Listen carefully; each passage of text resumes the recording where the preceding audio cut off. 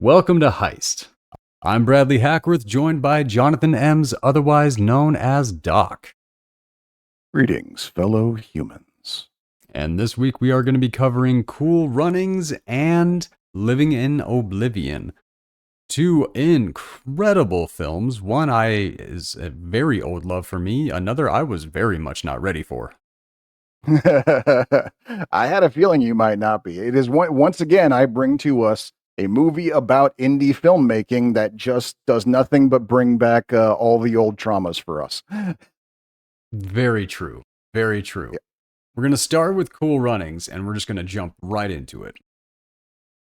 All right. Cool Runnings. Written by Lynn Siefert, Michael Ritchie, Tom Swerdlow, and Michael Goldberg. Directed by Jon Turteltaub. Starring Leon, Doug E. Doug, Rawle D. Lewis, Malik Yoba, and John Candy. John Candy. I can't believe this is our first John Candy movie. That kind of blows my mind. It's a little bit amazing that our first John Candy movie is his last movie. This was not his last movie. It was his last successful one that didn't come out, Okay. like the other ones came out after his death. Oh, that's true. Yeah, that's right. I forgot about that. Yeah, okay. So this was his last movie that he got to do the actual circuit for. Yeah, I mean, and dude, what a way to go out. Mm. Like, I was taking notes like when I was watching the movie. I'm like, man, this is what Disney used to be. Like, this was good. Mm-hmm. Like, yeah, it was uplifting. It was inspiring. It was more than just family candy. There was a story that mattered in this, and yeah, Disney kind of, for all their foibles, for all their flaws, they are good at putting out the inspirational stuff when they allow themselves to. very true. But God, the amount of love I have for this one and how far back that love goes. I remember watching this movie just forever. My best friend and I have been quoting this since, since forever. No, this one goes pretty deep.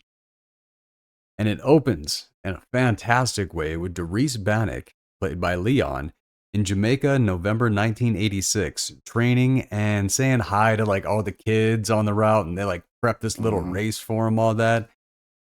Fantastic island music, and Sure. God, dude, what a way to set the setting. Mm-hmm. Yeah, no, we're seeing this community that supports and respects this kid. They all, he's his dad was an Olympic runner. They all expect good things from him. He seems to be right along with it. He's just as fast as his dad. He's a good trainer. Everyone's like, no, yeah, it's kind of a he seems to be unpressured. Dude. Like most of these movies, when they have that legacy hero type thing going on, they're always like, I don't know if I can really live in my father's shadow. Not this guy. No, he's like, no, I'm totally gonna blow my dad away. Like I'm gonna break my own father's records. Just you watch. This is gonna rock. And that's what and that is go. His dad ran the 10 and the 100-meter dash in 10 flat. He runs it in 9. Yeah. He is the better version. And I like that. Like right off the beginning, Mama Coffee. Oh, I could watch that backside run all day. Yeah. So no, So he's also the village's most eligible bachelor on top of that. Like this guy could not be more. Oh, that's right. I forgot. Yeah. Well, his wife is kind of, not really portrayed a lot in this. So he doesn't seem to discourage all the flirting from the other ladies. And so it really is just that one scene, but it is a big scene. That's true. Yes. Yeah. It's really only the one scene that kind of shows that aspect of the character. And it's just for laughs. And, one of the things about it, the director, Jon Turteltaub, as they were going through the accents and all that, and early footage was being sent back to the studios, they're like, dude, we cannot understand anything these guys are saying. You got to have them do this. So the director went back to him. They're like, he told him, was like, you guys got to talk like Sebastian the Crab or I'm going to get fired. So, oh, no. So they all kind of laughed it off. And then they found a middle ground. They're like, we're not going to talk like Sebastian the Crab, but we'll find a middle ground. And the Right. middle ground they found, I've never been to Jamaica. I really don't know. But Well, that's the thing. It's like some of it, yeah, like yeah, there were some scenes I had a little trouble following along because their accents were so thick, and there were some times where, especially with the friend character whose name I'm forgetting now, Senka, Senka. Yes, thank you. played Yeah, by with Doug Senka's, E. Doug, and oh my yeah, God, I love that guy. especially with Senka, there were moments where I because he's so sing-songy and high-pitched in the way he talks, there were times where I was actually wondering, like, wait a second, is he actually speaking Jamaican or just making fun of Jamaicans? I can't tell because he's No, he basically just being himself, as so I he was understand. born for this role. Okay, yeah. From what I understand. And in an alternate universe, the 4 actors that they wanted to do this movie was Denzel Denzel as Bennick, Eddie Murphy as Sanka, Wesley Snipes as Yul Brenner, and Marlon Wayans as Junior. But John Candy was always supposed to be John Candy. Okay. Now, well, I can also say that I cannot imagine this film without the 4 guys they got because they were all so perfect. Yep. At the same time, I think if we were to see like the Broadway stage adaptation of this movie with those 4 guys would be equally amazing. That sounds horrible, but I still want to No, see it. I A Broadway I production fiercely of a disagree. bobsled. Oh yeah. Well, hey, it can be done. There was a friend of mine back in Portland who did a theatrical stage adaptation of Weekend at Bernie's. You would Much think different. that's Much different. That does not sound insane in any way at all. Weekend at Bernie's sounds perfect for on stage. A bobsled team, like half of that. But I mean, a lot of the magic I'm in not this saying it movie is wouldn't the be a dialogue. challenge. I wouldn't say I wouldn't say it wouldn't be a challenge, but I think it would be an interesting show. I think it would be a disaster. Like we were saying, Sanka Coffee, played by Dougie Doug, and his child labor crew and their awesome cheer for the soapbox derby, which I gave him a little song and all that. And then he's like, you know what my grandfather said? Like, you're the fastest Jamaican or whatever. And like, Sanka, you know what my grandfather said? Get back to work. Get back to yeah. As my granddad always says, get back to work. Yeah. That was amazing. I love that. My granddad said that all the time too. I don't know how many times I quoted that. I don't know how many times I've quoted this movie my whole life, but it's up there. This might be my number one, especially for my childhood. I think for me growing up, it was just the "you dead" part. Like whenever you see someone crash out and you go, "You dead? Yeah, I'm dead." That's like that's a big one. One that Yep. my buddy and I used to do that would just trip everybody up because we never had a payoff for it. It's like, hey, let me kiss your lucky egg. Like, we would just say it. No payoff, no nothing, no like nod or high five, never led to anywhere. Just, hey, let me kiss your lucky egg. Like, and then just walk away. That's one that just confused the hell out of everybody. And we never stopped laughing. Anyone who hadn't seen the movie or didn't remember it probably were very, very confused to witness that. And that is what makes it funny. Exactly. I like that. He a lazy, crazy, no good bag of bones. And then the other 2 people start laughing. Like, what are you laughing at? That's a mom. That's a mom right there. I'm gonna shit talk my boy. What are you laughing at? Right, yeah. Perfect. Exactly.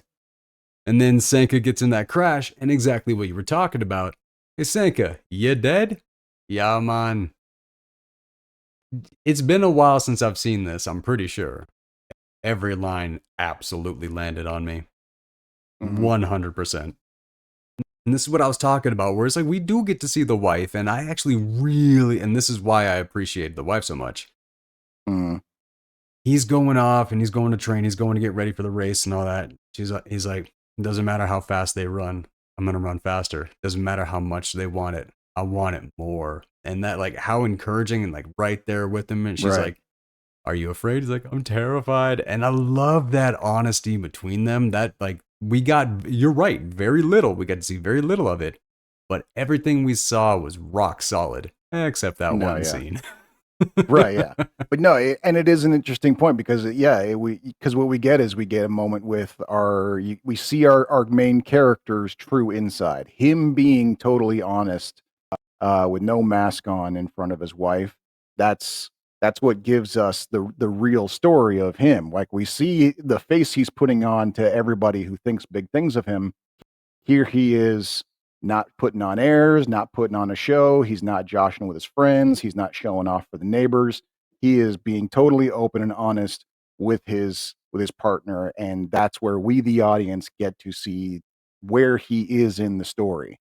Right. And so yeah, it's a very important scene. You're right. Even though she's there for such a short time, I forgot about her, but that is for her to be there, for him to be honest to, is an extremely important part of the story. It definitely serves his character very, very well. Mhm. That inclusion, that scene, the getting to the tryouts, and then just, who do you think he's gonna be like? Oh no, he's gonna be fine. I'm a little concerned about that big baldy. Talking about Yul Yep. Brenner, played by Malik Yoba, and it's crazy to me. Like when I was younger, I thought that dude was like the biggest muscle bound, everything like that. Now I see him now, it's like, man, Hollywood actors Yeah. have really gone too far. That's the thing. It's like this guy was a behemoth of a monster before Ving Rhames came on the scene. But also, like with him, like when they wanted Wesley Snipes to be it, Right. Oh yeah. it's basically the same size, but Wesley was a little bit more tone. Yeah. Like, but I think like a lot of these characters were kind of big guys, so you didn't really have the little character to give you the size. I kept thinking about that. I was like, are all of these guys this big? Because they're all standing next to John Candy, and none of them look little next to John Candy. No, no, it's a good point. Yeah, But John Candy actually is none of for them for look big compared to anybody else. right. That's true. Yeah. So you never really had that scene where you got to kind of see a good amount of perspective there. Uh, oh, and super sweet rich boy Junior Bevel, played by Rawle D. Lewis, tanks them Mhm. both as he trips and then takes them down with him. And that look as he is staring at the others crossing the finish line, and then my Yeah. heart just like torn to shreds on that one, man. But then Yeah. right over Just into Mr. Coolidge, played by like Winston it. Stona, about rerunning the race, and like, are you kidding me? Yeah. Yeah. And because yeah, it's first of all, like, yeah, you feel for Junior because it's bad enough that you fuck up, you trip, and you screw up your own chances for something that you've been working towards for all these years. But when you also fuck it up for someone else, like that's something that will haunt you till the day you die. And you can Yep. see him seeing, you can see that on his face, like, oh my God. He's already forgotten that he's not going to the Olympics. Now he's like, oh shit, the town hero is not going to the Olympics because of me. And neither is this giant dude who looked like he wanted to kill me before the race. Well, the look that I'm talking about is that look of despair from Bennick. Oh, yeah. I was thinking about Junior. No, I So, didn't. I don't even remember seeing Junior's face on that. But no, I mean, I could okay. understand how he would feel. I was way Yeah. way zoomed in on Bennick. But no, Right. Okay. you got a good point there. But then Bennett goes over and he finds out, he's like, look, if you want another chance at um, being an Olympian, it's boxing or cycling.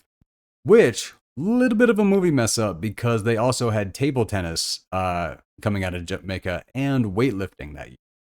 So slightly, I mean, well, first off, this movie is not factual in any Right. other way than the fact that Jamaican bobsledders went to the 1988 Winter Games.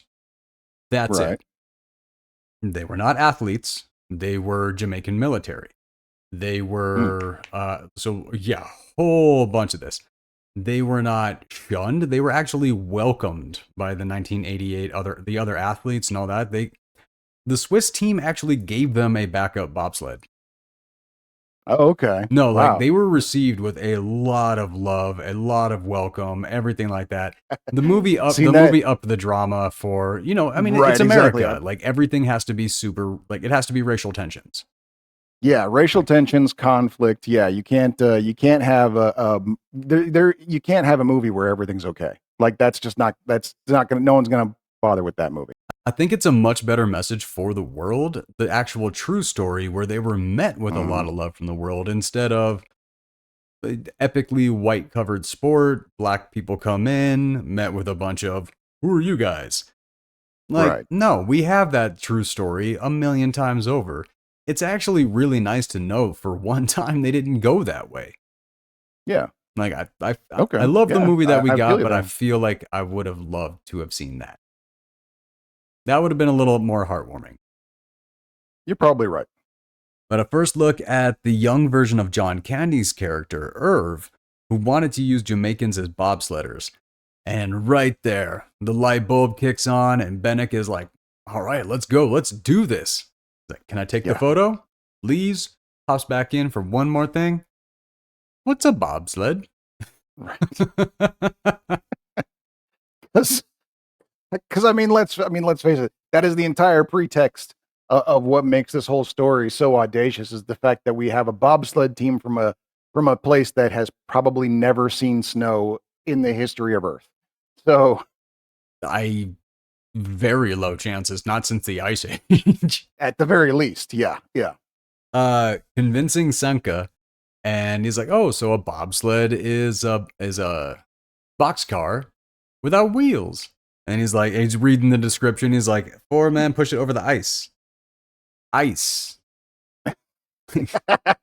Like, as he in immediately reacts to like, "What is this foreign substance you wish for me to drive on?" as What in igloos and Eskimos and penguins and ice. See ya. You're right. I love it, man. By the way, this is how you do a proper speech about friendship. You don't actually go, man, we've been friends for 10 years. We've been friends for 20 years. Like, you don't do Right. that. You do it like this. Sanka feeds him the speech to say, feeds him the speech that he's supposed to say, like, we've been through a lot, been through a whole heap together, and I really, really need you. And then he gives him the speech that he perfectly sets Right. up for him, and then he still rejects him, which was great. Right. Yeah. Yeah. That was fantastic. But what I was just talking about, the way that you actually set up a history between two characters, it's like I've known you ever since JJ wanted to see you ding ding. Like stuff like that, lines like that, adult men talking about stuff like that in that context. That just tells you they've known each other since little kids and they have those inside jokes. You can Right. key in on that. You don't need to be like, we've been friends since December 14th, 1983. You don't need to do that. Yeah. But so many people do. All right. And then Senko's final question is like, all right, let's go start a bill sled team. A bobsled. Whoever. Every single time that Dougie Doug opened his mouth, it was nothing but gold. No, yeah, no. He had fun with this character, clearly, yeah. Then our introduction to John Candy as Irv. And he's listening to the horse race, and Tumbleweed is losing, and he loses it. My favorite part of that was after, like, he's sitting there he's like yelling at the radio, "Come on, Tumbleweed, go Tumbleweed!" And we hear the end of the race. And as he's getting ready to have his temper tantrum, he goes over to the pool rack, grabs a pool cue, tests its weight, gives it a test swing, and then smashes the shit out of the radio with the pool cue. While he's doing that, and this is what I think is the true gold of the scene, is that while he's doing that, the announcers on the radio are talking about what a shit horse Tumbleweed was. He never had a chance. Anybody who bet on him was clearly an idiot. Like, I actually missed that. Because I knew what was coming up, and I was like, I was already writing my note on that. And I like when Senka and Bennett come in, and like, greetings, sled god. The way like he's like grabs another pool stick because he just like, I'm not interested, and then Senka's just freaking out. Pool stick, radio. Right. We've seen this. We know what comes next. Come on.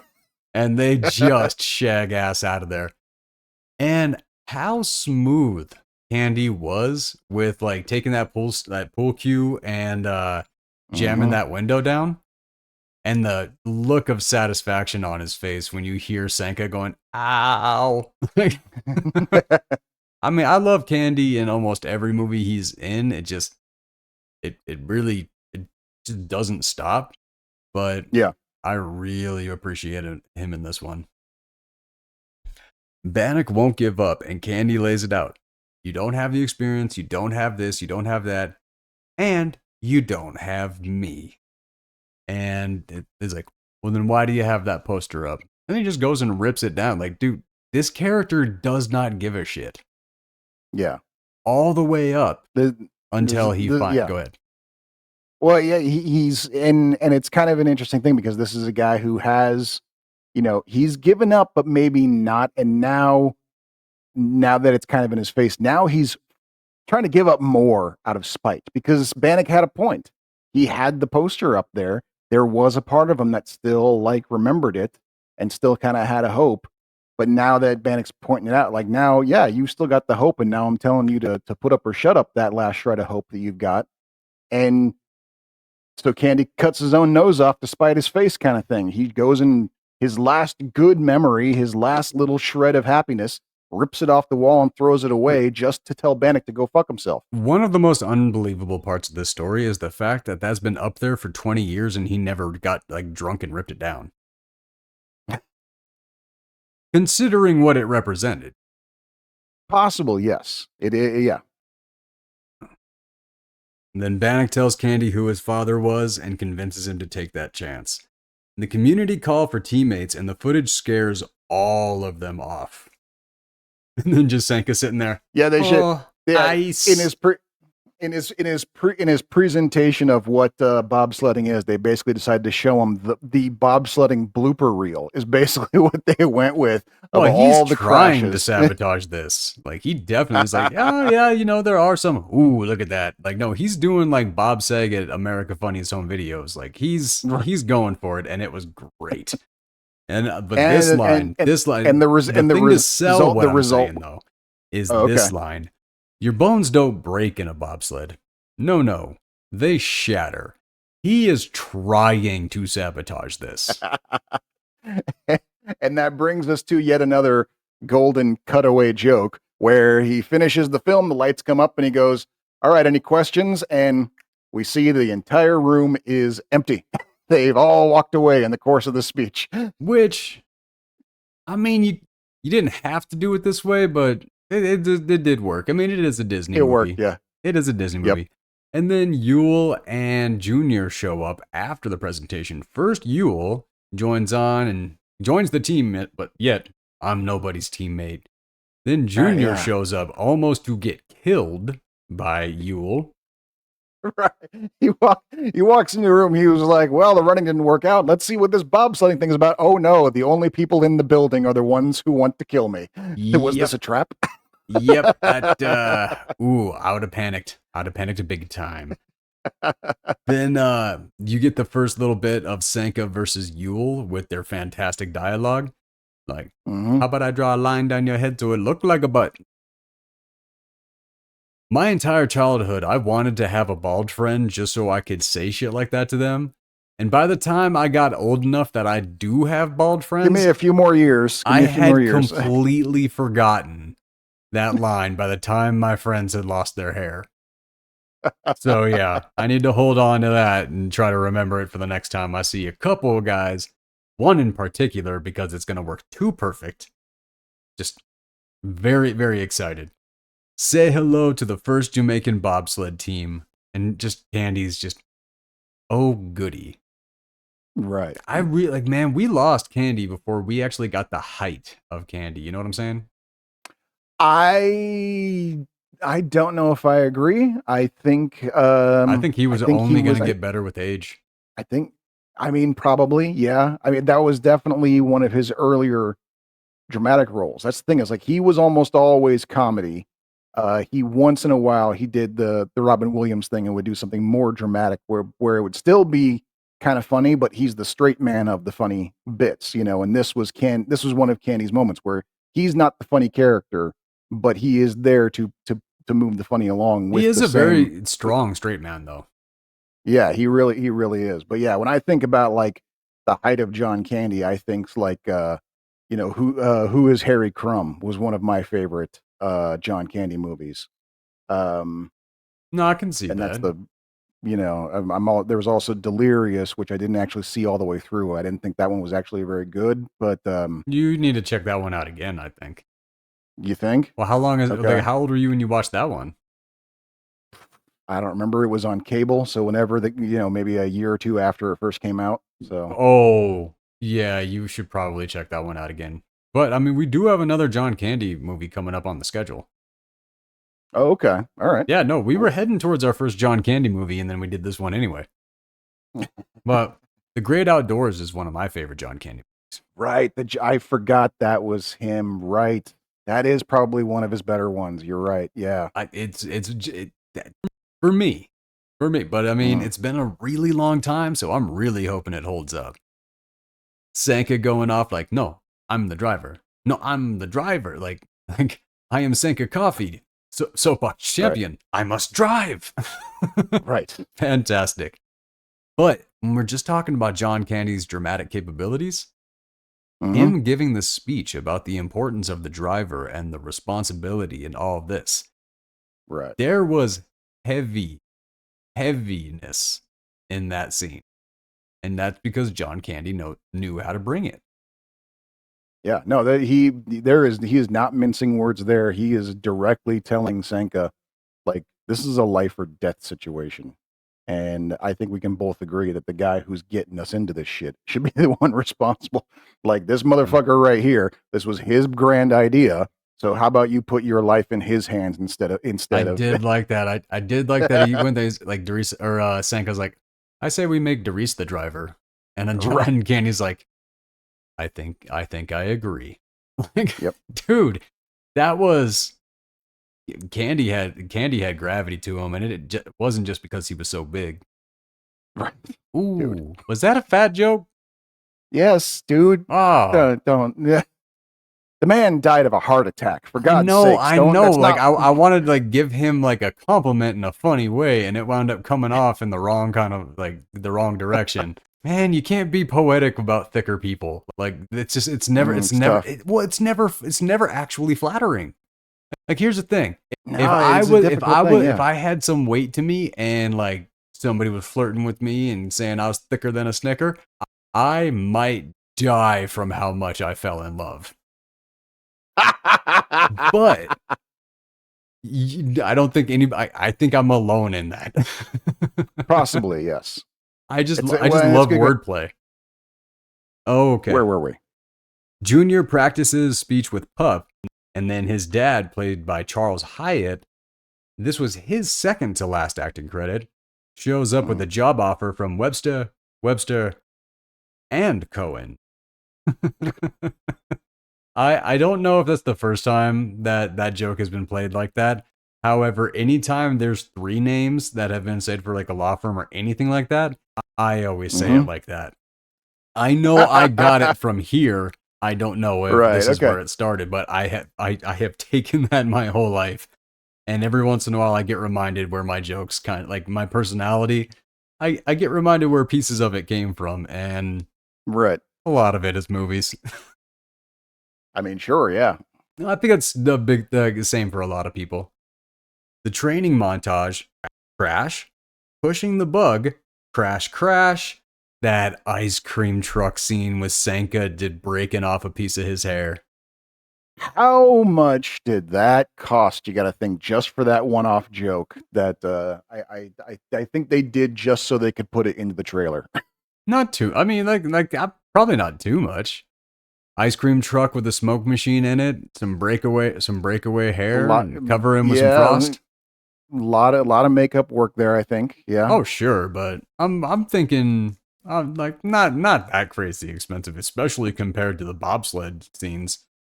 Okay, that's fair. Then finally, they get that successful run, but they can't stop. and they crash into a cop. Second, Of course they crash. Of course they crash into a cop. You have to. Of course they do. And the second, Senka, you dead? Yeah, man. I love that. Just John Candy running down the hill.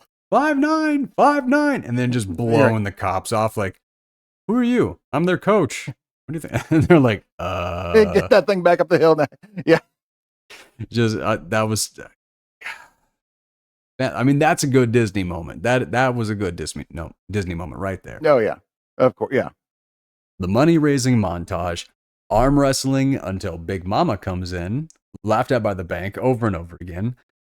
Bannock and Senka having a kissing booth until his wife shows up. Right. Which, you know, I mean, just bad form to not tell your wife that you're doing this. I mean, especially for $1 a pop when you're looking for $20,000. That's true. That's asking for a lot of trouble there. Yeah. That's kind of one of those things where there's no shame in doing it, even if you're a married guy, but at least tell your wife you're going to do it. I mean, let her know. Yeah. Yeah, that's an individual conversation for sure. That is definitely wrong depending on who you're married to. Yes, for sure. So then Bannock gets taken away and Senka steps up for this wonderful old woman with absolutely no teeth. It is important to remember that communication is key, especially when you're a man whore. How much did we make? Not even close. Completely failed until Junior saves the day by selling his car. They made like a grand total of like $20, didn't they? Yeah, it was not much. I did not count it up, but it was not much. But then, yeah, Junior saved the day by selling his car, and DeReese tries to turn it down because it wouldn't be proper, which is another great moment to explain his character. Great decision to do that. And then Candy throws his head into his hands because they're off to the Olympics, and he still did not want to go. Right. He was really hoping this would fall apart at this moment, but nope. These fuckers got verve. They're doing it. They are on it. The first experience with the cold, and the Jamaicans stop in their tracks. Just the way that they all freeze. Yeah. I love that. Yeah, just like they're coming out of the airport and the airport door to the outside opens, the wind blows in, they all just stop dead in their tracks. And they're looking at that like it's an alien planet outside the other side of that door, and they're like, we did not bring our spacesuits. No one told us that we were going to outer space. We didn't bring spacesuits. Well, that was the thing. Like, it got down to -15 during that year. But the thing that they never really covered in the movie is it also came up to like 60 degrees. So they came in like it was crazy. -15. Yeah, there's a huge portion of the country that's never experienced that. And especially if you're coming from a climate like Jamaica, I bet even 60 is probably, not a great near day. Traumatizing. Yeah. I like that. Then they go out. What you smoking? I'm not smoking. I'm freezing. Oh my God, that line, especially growing up in North Dakota in the cold, everybody said that for a very long time, and it was too great. But then the way that Candy is mocking them as he gets onto the bus, like, it's not the heat that gets you, it's the humidity. And you just got to imagine that people in Jamaica said that to him when he first got there. Like, that's where my brain went on that one. And I love that. They get all the colorful snow gear and off to the bobsled registration. And the guy's like, what country? No, seriously, what country? Right. And that was the thing I was talking about. They weren't actually met with this kind of resistance. They were met like kind of like it was a big marketing campaign or something. Everybody was really happy that they were there. Like, that was where, you just kind of, where you were saying earlier, you got to add the conflict and all that. Right. Just not always necessary. So times have changed. That's the thing is they did kind of pile on it because we had enough conflict already built in. I mean, I don't know how based on true life the characters even were, but it's like you got Junior's dad telling him this is a pipe dream, don't do this. Oh, no, none of the characters were real. Like, the real Jamaican bobsled team was the Jamaican military. Okay. So that's the thing. Yeah, like even just in that, you've got Yul Brynner being, I am nobody's teammate. You've got Junior with his dad coming down on him. You've got just the fact that Senka doesn't take anything seriously ever. That right there, that's all the fucking drama you need for a sports movie like this. You don't need, and also the world is against them, you know? Yeah, like you didn't need to try to make this remember the Titans. You like No. even But though I could see way I could see earlier. where right, yeah. But I can see where an exec would probably like think he does. Cuz, you know, No, I get it because like I said, there's like certain things you just gotta add in. Like, and there's a checklist. Nowadays, right. it's inclusion, like diversity. Right. Like there's that checklist. Back in this point, it was this kind of checklist. The whatever the era is, you always have to include whatever that era needs you to include. Like we can Right. go back through in every era and what we've covered on the show and cover that. Right, Like, yeah. There's a 5-year span where every movie had this because somewhere there was a marketing exec who said if you don't have this in your movie, no one's going to watch it. And yep, which it that always tanks. Like that's the thing. A lot of the movies now, a lot of the TV shows now, with all the diversity, does it tank them? No. Does it tank some of them? Yes. Trying to go that extra mile to do all these things, it doesn't work for the story. It detracts from the story, and it ruins the film. well, it does depend on whether or not it's, was that a part of it? How hard are you trying to shoehorn it in? I mean, that's the thing And that that's what I'm talking. especially That's what I'm when talking about. If it's yeah, not part of the story, but somebody after the fact said, "Whoa, whoa, whoa, whoa, whoa." Oh, right. here's a good example. There's a black guy in Frozen. How did he get there? Why is he the only one? I mean, they're going for inclusion, but what they really kind of came across is somebody was bought along the way.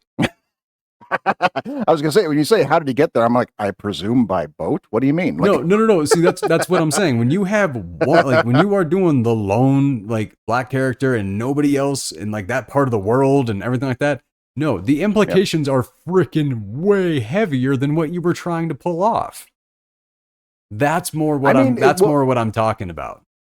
and I suppose that's possible, but that's the thing. Like, and I say this knowing nothing of like Norwegian history or anything like that. Like, I have no idea, but it's like I remember there even being a conversation about like in episodes of Doctor Who where they're back in time to like 1700s of England, and it's like whoa, there's and the modern characters even saying like there's a lot more black people around than I thought there would be. What's going on? And Well, the no, like the doctor's like, Moors uh, traveled through and like all no. right. It's like people came here. It's just like you don't they weren't included in the media. Like that's where the racism was. They were allowed to be here. They just weren't allowed to be shown in photographs. That's the difference. And so I don't know how much that's going on in like whatever. I mean, era Frozen takes place in. I Maybe there couldn't were even begin to tell you.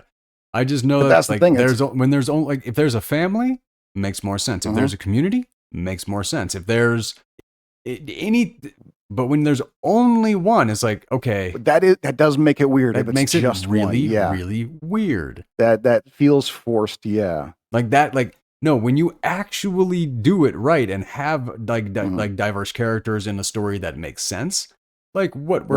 like what you're talking about. Yes.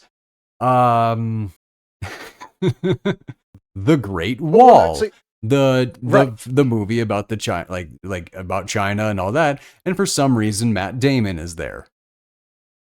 Okay, it goes both ways, and I know that I'm talking to a liberal, so let me switch it and just slam the white guy for a little bit.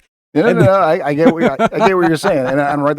I was just gonna say that it's sometimes more like like what comes to mind for me is how like there was a span of time from '08 to like I want to say 2012. I'm kind of like just trying to like generally guess here where because Twilight was such a big hit, there like 90% of the movies that came out had vampires in them. Even so, they were and it's chasing like the market. Like that's how we got True Blood. Like it wasn't just right, vampires; it was the supernatural world mixed with horny teenagers. right, exactly. Which I gotta say, by itself, I'm not against. I just want to make it very clear. But yeah, it's like when it becomes one of those things where, there is a difference between like, okay, this is a successful like version of this, let's beef it up, versus, okay, can we make this into something it's not by throwing these things in because that's what makes money. Yeah, an example of it working, for instance, an example of it working would be Mandalorian. Mandalorian is a Western that they made into Star Wars to make it work, and it fucking worked. Okay. An example of it not working, I'm The Great Wall. drawing a blank here because I've been very stingy with my TV time lately, so I've pretty much only watched the stuff that I've heard works. So I'm standing with The Great Wall. That's a pretty solid example of sounds like, yeah. fish out of water, and it doesn't work. Right. Like, even Matt Damon's own child, she's like, that movie that you were in, The Wall? And he's like, The Great Wall? And she's like, Dad, there's nothing great about that movie. Damn. No, he got roasted by his own daughter about how terrible that movie is. It didn't work. And that's what I'm saying. Like, I know, like, Jersey kid keeping it real. Well, that's what I'm saying. Like I know if I talk about, like, yes, gay or black or like any like that. No. There's a big chance of getting like bite back on that. But if I just switch it over and start slamming the white guy and like Dances with Wolves and things like that, no, I'm gonna have like the whole liberal community on my side on it. But there are other things to consider than just whether or not we're including a race. When we're talking inclusion, like a plot point that you like. You're talking like the white savior complex type thing. The white savior complex type thing. Yeah, I mean, you could have Matt Damon in your Great Wall movie. Just you don't have to make him the hero. You've got Martin Lawrence in The Black Knight, where it had the black savior complex. Oh, I did not see that. Everybody dogs on like certain groups and stuff like that, but when you bust it down, everybody does it. Right. Oh no, yeah. I get it. I get what your point is. No, it's like I love it because like anytime like aliens are attacking the world, and if the movie was made in America, like that meme, the world, it's just a picture of the United States. Right, yeah. But literally, if the movie is made in Japan or India or China, that is the world and nobody else matters. Like that is it's just how it goes. You're playing to your audience. And it's yeah. Well, I remember thinking that was like one of the things that I thought was funniest about the Transformer movies was when like there's a scene where the president of the United States is kicking the Transformers off planet Earth, and I'm like, hold on, motherfucker, you don't speak for everybody. It's actually a really good point. With the second movie we're covering tonight, Dermot Mulroney, he declares war on the aliens in the Marvel universe for the whole planet. Yeah. No. But see, the thing is, because we're watching American-made products, we like dog on like the Americans. Literally, if we were doing this podcast and our home country was any other one that had major productions come out of it, we'd be doing the exact same thing for them. Of course. It's just, we just hate on what we have in front of us. So John Candy runs into old friends and it is sour. Gets a meeting with one of them to get a sled. And I like that line from his buddy. It's like, yeah, they may be lightning, but can lightning run on ice? Which I'm pretty sure was the tagline on the poster, if I remember correctly. I can very easily believe that. That is it's a good line. Mm-hmm. And a good point. And they go off into that skating rink to try to practice and all this. Just a few laughs in there. Hockey player runs into Yul Brynner and then he gets knocked over. I mean, it's just slipping on ice comedy. Just some good old-fashioned Disney comedy, pratfallen type stuff. Let's get a bunch of guys who've never seen ice on their life to try to walk on ice and let the hilarity ensue. Pretty much. I mean, nothing really to it, but a good couple laughs. Vanek goes to watch the Swiss, and it seems like the gravity is starting to set in over his competition. And like that, Heinz, Vines. Like he's like looking at them, practicing, like trying to be the best by emulating the best. Like he had a little journey of his own that ended with the crew sitting there just kind of busting him down, being like, we're Jamaican. Let's be Jamaican. Right, exactly. Yeah. Trying to be the Swiss is what's killing us. Yeah. Getting a new sled, that's a bit rickety and very loose on that new term, Mm-hmm. but it's beautiful and Bannock is Right. in love. That's one of those scenes, yeah, where what it reminded me of was, the Grease lightning scene from Grease when when they're seeing Oh. the car for the first time, and it is a Yeah. piece of shit, but they're like, no, we can see the potential. We can fix this baby up, and when we fix it up, it is going to be the best goddamn car on planet Earth. And that's how they're looking at this absolute death trap that's been presented to them. Which it winds up being. Silence falls upon the whiteness as the Jamaicans arrive. And that, like all that, and that line from Brenner is like, it's because we're different. People always afraid of what's different. They really made that a big part of this movie. And the reality Yeah. was, it just wasn't there. Like these guys were welcomed, they were helped, they were pushed, they were like encouraged. Like Yeah. there was a very beautiful true story and they kind of yanked it just to give us some racial tension, which does Right. suck because this movie did not need it. No, you're right. Yeah. There And was plenty of tension just in their, pretend characters. just in it being an Yeah. athletic story, Yeah. like just being a sports movie, this was enough. And just is what it is. I like that when they get on the ice, they get the nudge for the first time, and Candy's just like got to push him down there. Senka's got to go to the bathroom, and his last lines, "Coach, coach." Yeah. I was laughing. I was laughing a lot through this, and it was a rough run. Well, They we crash. get our Go ahead. we also get our first gag where Senka can't get his helmet on, and so John Candy has to fist it down into his head. Yep. And that becomes a repeated joke that John Candy, with his comedy chops, even though he's playing the straight man in this movie, he is able to make that joke no matter how many times they repeat it. It's funny every time because of the way he does it so nonchalantly. The way he's just like, "Oh, I got this." Bam. Like just part of the day. No, yeah. Absolutely. But it's a rough run, and that line from Bennick, again, the third time, Senka, you dead. Yeah, man. Well, you can pee now. Too late, dude. Loving it. And Yule dogging on comic books, and Senka calls him dumb. And then Yule absolutely proves that he is by pulling a picture out of Buckingham Palace, thinking that one day he's going to live there. When it's pointed out that that's where the queen lives, the way it falls off his face, dude, I gotta give it, man. The actor really kind of like that was a fantastic acting moment. Well, and you can see the whole history there too, because it's like, and it's like I've done that. I've done the whole like dream board thing where you find like the picture of the car you want, the house you want, or whatever, and you cut the picture out of the magazine, put it up on the wall, and that's your motivation when you're doing your sales calls. You just stare at that picture and think, this is what I want, and I'm going to get it by making this sale. I did sales for like 6 months. I sucked at it. What was the picture? Yeah, but that's What was the picture? It was an XL1. Little unrealistic, but all right. At the time, it was realistic. They were only $5,000, so which was the cheapest on the market at the time.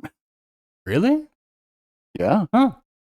Did you get the it? XL1? No, I sucked at sales. Okay, fair. I got fired after 6 months, and that was the shortest they were allowed. They had told me when they hired me, we have a very specific paperwork program that even if you are suck at this job, even if you're the worst salesman in the world, you'll still have 6 months before we fire you. And I was fired in exactly 6 months because I was the worst salesman in the world. Wow. Yeah. Just kind of rode that one. I spent the last month working on my screenplay. I knew it was over. Oh, fair enough. Junior encourages Yule in a really good and strong way. Just, follow your dreams. Like, the world would be better off with a few more Yule Brenners just dreaming out there. Like, very good, very strong. watching the Swiss, and then another one of the constantly quoted lines. I'm freezing my royal Rastafarian nays off. Which that was one of those first moments. We get a better version of it later, but that was one of our first moments where we are reminded that this is a Disney movie, and these characters who are Olympiads are not allowed to curse. Oh, well, there's that. Yeah, which is bad enough, you know. We already don't let them fuck. Now we can't let them talk either. I mean, come on. It's just cruel. Damn. But no, we have gone over that before in the show. Mm-hmm. The real test run makes the papers, and Junior's daddy finds out. Bannock gets a warning about his coach. And the thing was, because he tells him that he was busted for cheating. And having your gold medals taken away from cheating is definitely a big deal. Right. Candy walks in and, you know, giving my kid a few pointers. You know, your kid's going to need all the help he can get. There was tension in this movie. It was enough. Right. When Sanka comes to the door as a maid, hello, turn down service. Perhaps I can dust your head. I don't know what accent you could even call this one because it's not Jamaican. Like, they were very clear about the fact that they had to Americanize it. I don't even like, because I know I'm not being insensitive by doing the accent that I'm kind of doing here because it's definitely a made up one. No, yeah. Which does kind of make it fun. I mean, they certainly had fun with it for sure. Oh, it really seemed like it. It really did. Message from dad and then off to the country bar. And Sanka is into that country bar, man. He was having a good time. I was loving that. Like that one girl, like, hi. And you're like, howdy. Right. That was amazing. He's like he's at Colonial Williamsburg. He's just having a time of his life. Just with Junior getting encouragement from Yule the same way that he was just giving encouragement to him not that long ago. That was a nice little switch around that really kind of brought the moment in. Right. And then, of course, the Swiss being dicks. And that tell me what you see scene because Junior backs off. Because when I think about the assholes of the world, I really think Switzerland. Sometimes. Like, it's like, like pretentious. Pretentious. Okay, I could see pretentious. Sure. Like when you guys like the chocolate, the gold, the watches, like shit like that. Like I guarantee there are a ton of Swiss pricks. Oh, I'm sure there are. I mean, it's a universal thing for sure. Yeah, it's a weirdly weird reversal. Usually, when you've got an international gathering and you want to have who are the shits, your choices are the French or the Germans. Sometimes in this pinch, the Spanish, but very rarely. And that's kind of it, you know. I guess the British, if your main characters are either Scottish or Irish. Ooh, Asian. Like if your characters are Asian or Indian, then yeah, British is definitely the way to go to like the guaranteed these guys are pricks. But yeah, it's very, very rarely that we see the archetypal villains being the Swiss in American movies, at least, for sure. Oh, okay, I'll give you that. The tell me what you see scene. I see pride, I see power, I see a badass mother that don't take no crap off nobody. Love that. Building them up. A badass mother effer. They actually say mother effer. They put a pin on the fact that they are not allowed to curse in this movie by saying, I'm a badass mother effer. Did they? Because I thought he said, I'm a badass mother. I thought I heard mother effer. I could be wrong. Maybe I just wanted them to cuss so badly at this point. I'm thinking, like, because there was a lot of hype in that moment. I'm guessing that like there was so much hype in that you kind of took that away because that is a PG movie. So, okay, yeah. There's no way the F-bomb was dropped in there. No, that's my point. Is that they actually said effer. They said mother effer. They literally I'm not censoring. I'll have to go back. That's that's my point. The movie's on Disney Plus. I can very easily go and check again. Okay. Uh, Well, we already know that they re-edit these things. Maybe I saw the there's that. original version, and you saw the version where they even cut out the part where he says "effer," because they would do that. The pricks. That is true. That is probably something they would do. But I like that Junior gets hyped up because of Yule, and then he walks out, and Yule's just like, "Where are you going?" Like, I really enjoyed that. And then right into a confrontation, and the Swiss guy, "Come on, Jamaica, say something." And then, yup, Jamaica answered. Like Right? Yeah. I just like that they looked up because he doesn't say Junior, he doesn't call the guy by his name, he just says Jamaica. And then there you go, there's a big ass Jamaican ready to say hi. Right. Like, Exactly. Yeah. I really That's just enjoyed that. it's right out of like Firefly, where he's like, I'm not going to pick a fight with you. Her, on the other hand. There you go. Then Bannock gives a pre-lecture lecture, and they're all giggles until Candy shows up and talks about how much they're all hated.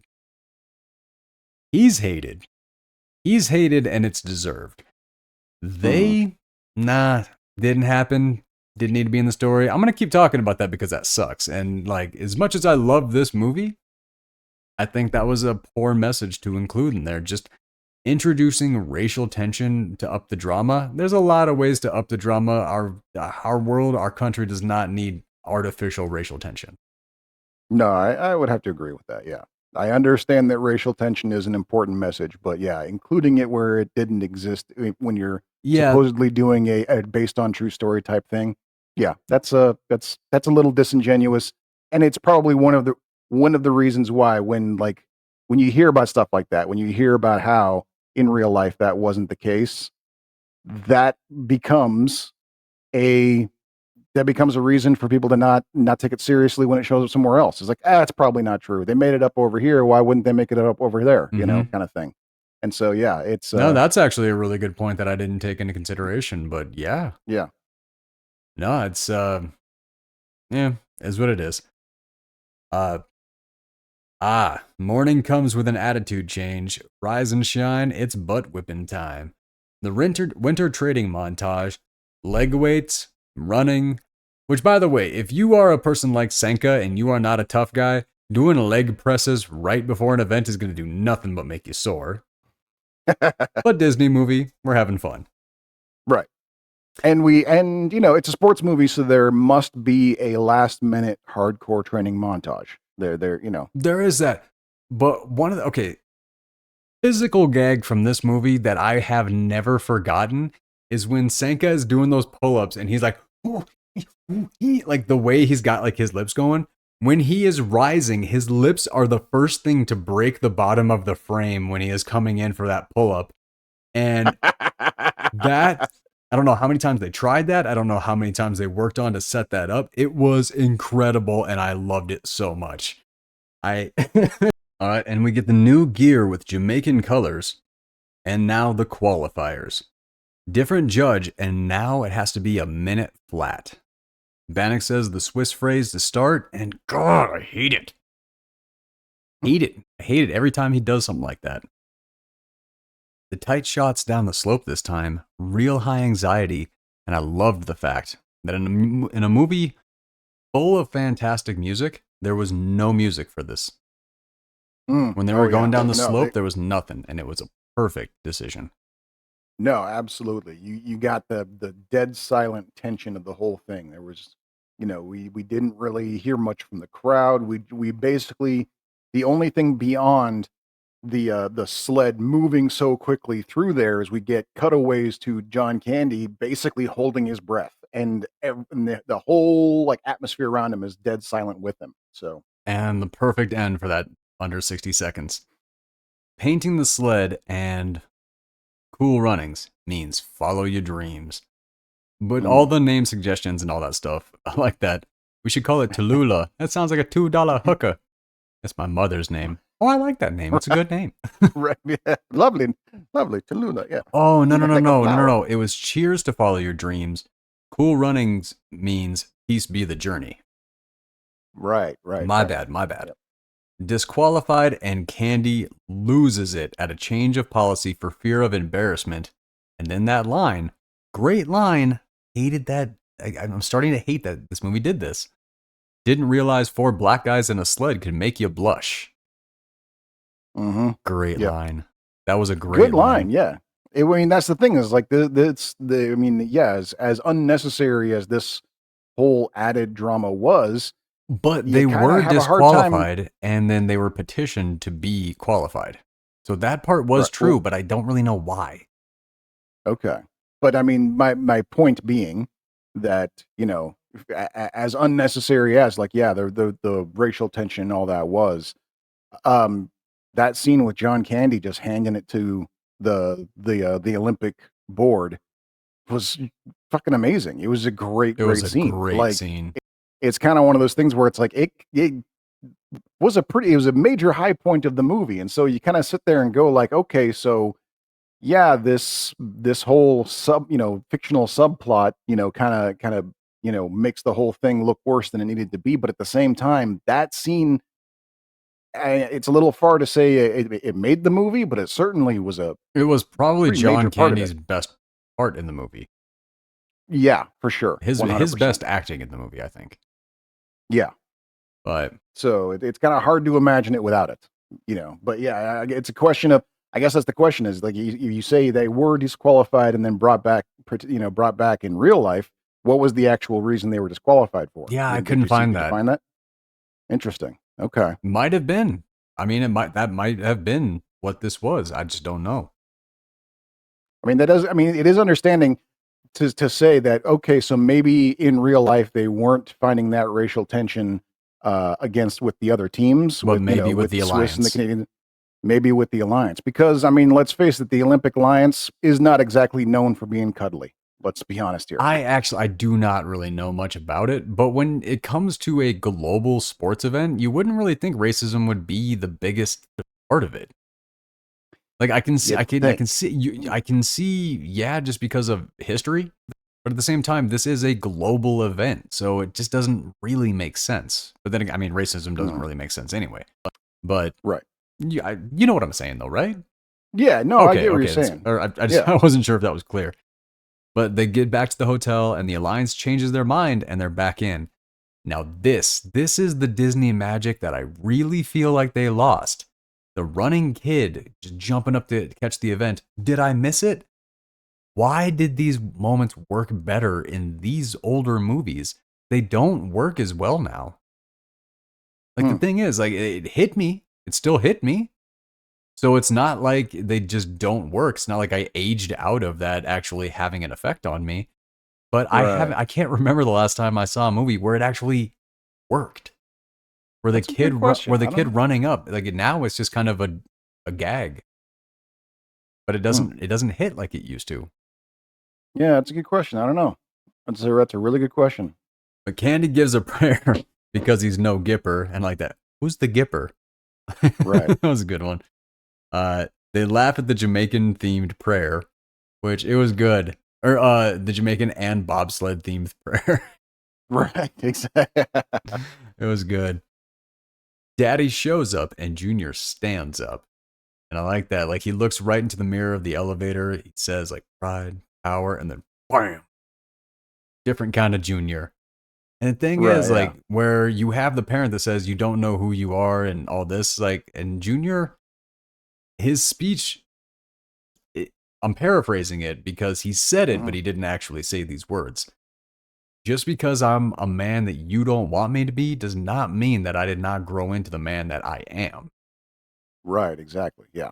That's the sentiment behind it, but very rarely do we actually get to see it laid out in words like that. But that is what the sentiment is every time. Mm-hmm. And I did like it. I did like it. And Yule watches and just very encouraging. And I loved the dynamic that these two built in this movie. Very, very, very short runtime. A lot happened during it, though. I really appreciated that. No, for sure. Yeah. And we got to see every step of the way, too. We saw, their conflict and Junior, like, trying to apologize and it not being accepted. He's basically been told, you're a hair's breadth away from, you're only still alive because we need a 4-man team. Like, yeah, you would have taken him, I'm pretty sure. Right. Yeah. And then Junior very honestly saying, like, look, I respect your dreams. I am not going to make fun of you for carrying around a picture of Buckingham Palace. I'm going to say, like, no, I understand where you're coming from. I understand what it is you want, and I think more people should be like you. This Which very immediately brings mutual respect building. yes, and then you know, and then Yul turns around and goes like, "Look, you're a good guy. You just let people walk all over you, so you need to stand up." And then he stands up, and now it's like, okay, now we're friends. Like I'm a little less of a dick, and you're a little less of a pussy, and now everything's great. I like it. Yeah, And I like what Senka says here. I'm feeling very Olympic today. How about you? And just everybody just looking at him like he's just the weirdest guy. And here's kind of a cool thing. In the American movie, USA only gets a cameo. Like, that was crazy. Like, that never happens. And I thought that was really cool. Like, we really kind of put ourselves on a back seat on this one, and it helped tell the story in a really nice way. Like, I thought that was great. The Jamaicans boo. Wouldn't it be funny if that was who they made the villain? Like instead of the Swiss, what if it was the Americans that started the fight in the bar? Like that would have been funny. Especially considering it was a cowboy bar. But I figured we didn't. But I figured the movie definitely understood that they didn't need the coach to have the conflict with the Americans and the teammates to have the conflict with the Americans. And so I'm really glad that we did that they didn't do that. Like that would have been too much. It might have been a little convoluted for sure, yeah. But I thought, yeah. Then the first, but you're right, it is interesting. And then the first run, and just good God, Bennick, stop with all the Swiss shit. And they can't get in for a bit too long, and the commentator is going off just crap talking the Jamaican. I really like the wife, like, oh, he better watch his mouth, and then Mama Coffee, oh, he better watch more than that. That actress only has 2 acting credits, and I swear to God, she stole the show. Right, yeah. Why she did not continue, I could not guess. But a rough ride, but good enough for last place. And, Candy lectures them about about needing to step up. And Bannock won't stop with all the Swiss stuff. He's even right. Did you notice that the jumpsuit he was wearing was even dressed like the Swiss? Oh, I did not notice that. No. Yeah, he was in a red. He was in a red jumpsuit with the white lines. He was even dressing like them. Like this is the first time I think I've ever noticed that. But yeah, I hate. Oh, that's sad. Yeah, it was very sad. It was killing me. And this is where I was talking about. Like, Bannock jumps up and he keeps talking about the Swiss, and all the others are like, "Dude, enough." And then Senka's like, "Look, man. The only, like, let's see. I walk Jamaican, I talk Jamaican, I am Jamaican. The best I can be is Jamaican." And like that. I known you since JJ asked to see you ding-a-ling. Right. I know I mentioned it earlier and I said I was going to skip over it, but I wanted to say it again. It's a great line. But then next, they show up in their own style. And Yul Brynner, he's going like, "Let me kiss that egg." And we get that fantastic opening for them to go. Instead of Eins, Wein, Zwei like the Swiss had, feel the rhythm, feel the rhyme, get on up. It's bobsled time. Cool runnings. Let's go, man. That just gets me. Yep. Every time. That's got a vibe to it that I can get behind. Yeah. Very much so. Faster start time than the Swiss and a run of 56.3, moving them up to 8th place.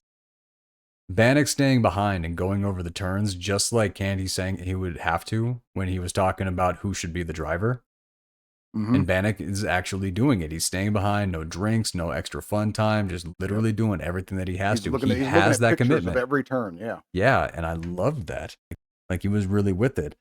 And he asked Candy why he cheated.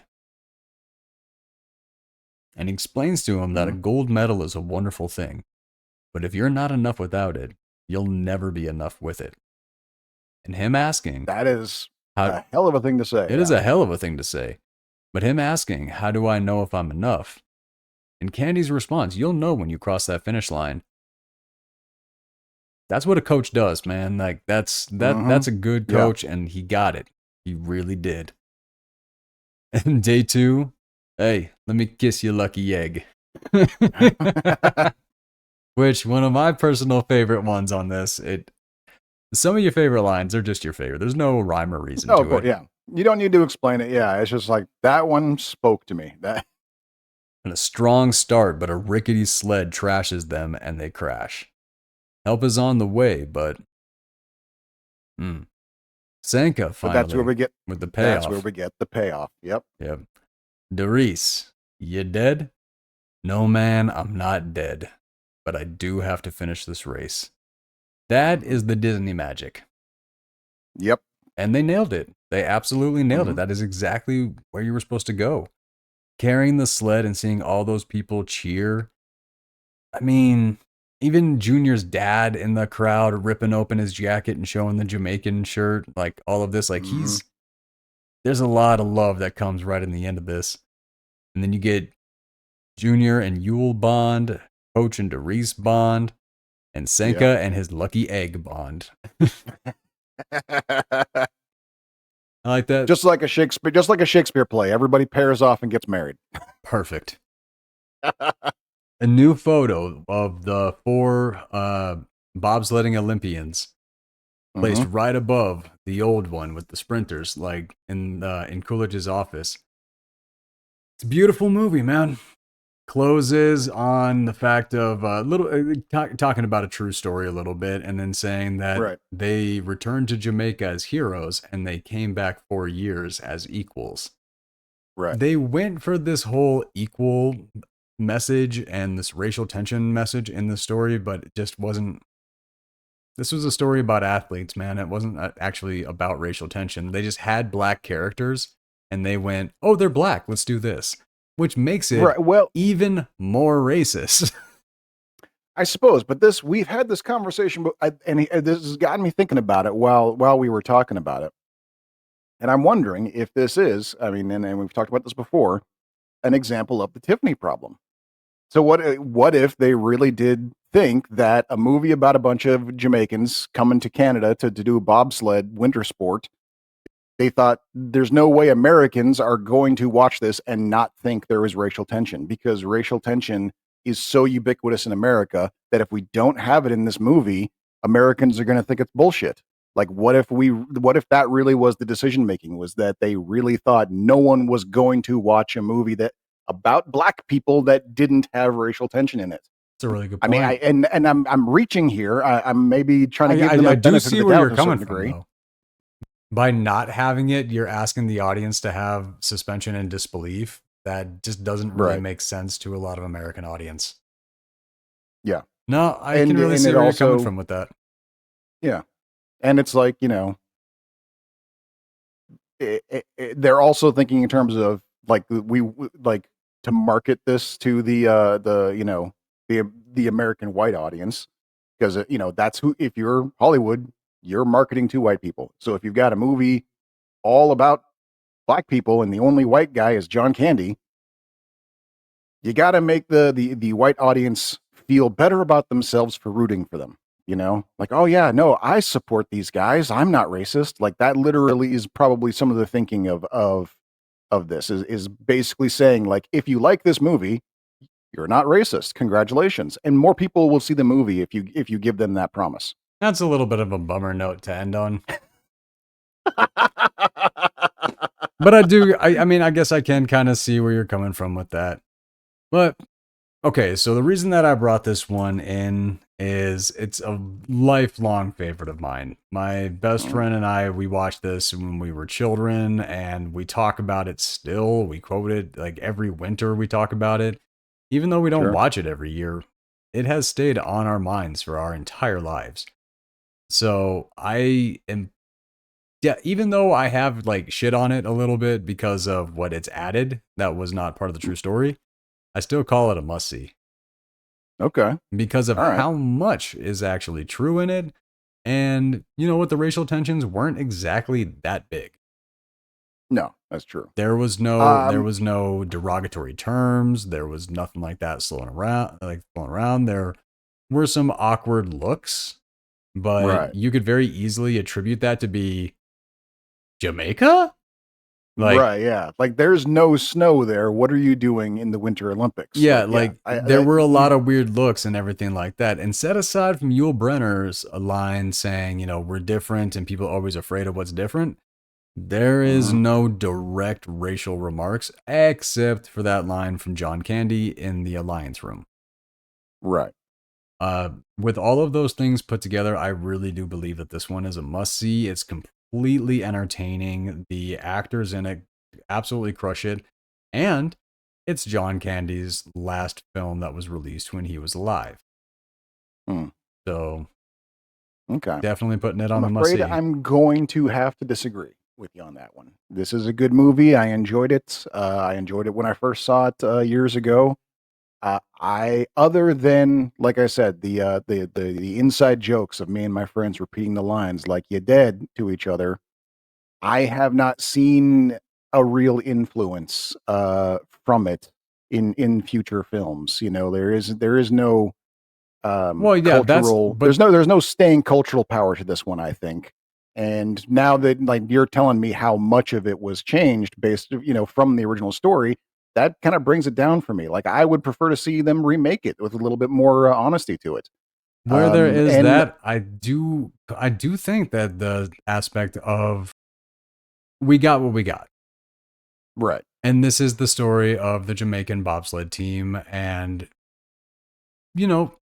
it's not perfect. They did not, and they didn't put it out as a true story. Hmm. That was one of the Okay. that was one of the key things about it is they didn't sell it as a true story, even though it I was. guess that's true. Right. Yeah. I see your point there. Okay. Like they just took like the real events were a couple of businessmen that were a couple of American businessmen were in Jamaica, and they had the idea when they saw one of the soapbox. So Box Derby. Yeah. I think they called it something different in the movie. Um, but they saw one of the races compared it to bobsledding, and they had the idea. So they connected with the Jamaican military, and they came with some pretty intense, physical beasts, and they went to it. I don't want to see that story. That story sounds like a bummer. I don't know. I mean, kinda. Yeah. Like I like the fictional version of it. I think it's wildly and incredibly entertaining. And when people talk about a product of its time, I think this is a product of its time and in the best way. Sure. Okay.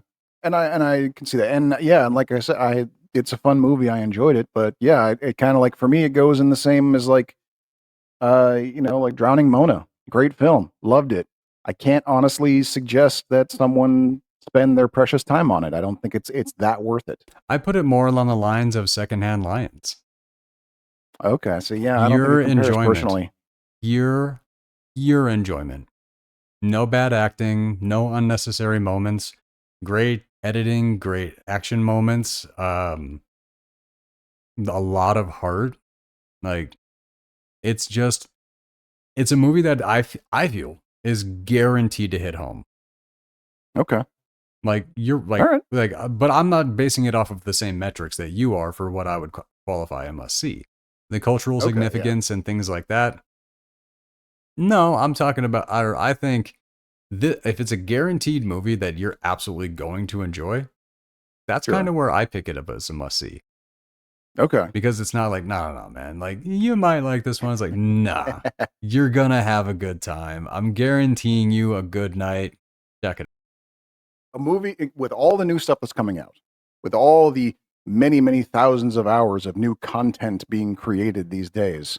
If I'm going to ask someone to go watch a movie from the 90s, it has to contribute in some way to what they're watching now. It has to be something, it would be something that would expand their enjoyment of what they're getting now. Oh. See, That's kind of the I send people back to like movies from like the 90s and stuff like that because they were just better. See, Like, I don't agree with that. I think there's a lot of stuff that's way better now than back then. oh man, the film style now, a lot of it like Mm. perfect example. What is it? Liam Neeson taking 20 cuts to get over a fence. Like digital filmmaking has caused a lot of just garbage filmmaking. The ease of just we'll go with this take instead of this take and stuff like that, instead of like, oh crap, we need to go back and get it right. The need to get it right is way not a thing as much as it used to be. I suppose that is partially true, yes. All right, we're back with part 2 of tonight's episode, and it's going to be Living in Oblivion. Doc, this one was let's see, unexpected. Yeah, let's go unexpected. Like that was unexpected. Okay. Yes, and I saw this movie brilliant. when it first came out, man, and so like, oh damn, yeah. No, this movie blindsided me. 6 Ways to Sunday, and I think the crazy thing was, so, and I know you're about to get into it, but I'm gonna go ahead and jump ahead. This is Peter Dinklage's big screen debut in this movie, so I got to see this, and then I got to watch the rest of his career after this. And let me tell you, after watching Living in Oblivion, 0 surprises for the rest of his career. Because he shows up unexpectedly in this movie out of nowhere, burns the fucking house down, and then walks away. And you go, this guy's going places from here on out. Oh, 100%. That, yeah, we're gonna get into it. Yeah. All right, you ready? Ready. Living in Oblivion, written and directed by Tom DiCillo, starring Steve Buscemi, Catherine Keener, Dermot Mulroney, Danielle von Zerneck, and Peter Dinklage. And oh my God, he hit the ground running. He really, really did. Yeah. I mean, wow. It's going to take a while before we get to talking about him, because he's in like the last character. 15. Yeah, he's like in the last 15 minutes. He all but ends the movie. Okay, and opens on an outstandingly cool title card shot for the credits with that film camera that ends on the close-up of the lens. Yep. Simple. Again, very, very, very, very simple. Freaking beautiful. Right, yeah. And I brought this up before, and I probably will bring it up every time we get an example of it. The lost art of the movie overture. When they aren't starting the movie right away, they show us some sort of animation or scene sequence or something that makes us sit there and read the credits and get a feel for the movie before it starts. We don't see much of that nowadays. That's kind of a lost art. There is a lot of examples of it after a cold open, but not as many going right into it. That's true. The Deadpool movies are all about that. The first two, especially the first two. They have a cold open, and then they go in on that fantastic stylized credits. Yep. Okay, so I wrote the notes. I was like, this is black and white, and the bad milk discussion while the camera truck arrives, and the crew talking about that day's shots, and Kevin Corrigan, fucking goon, shows up. Dude, and what's his first line? What is his first line? Hey, are we shooting any nudity today?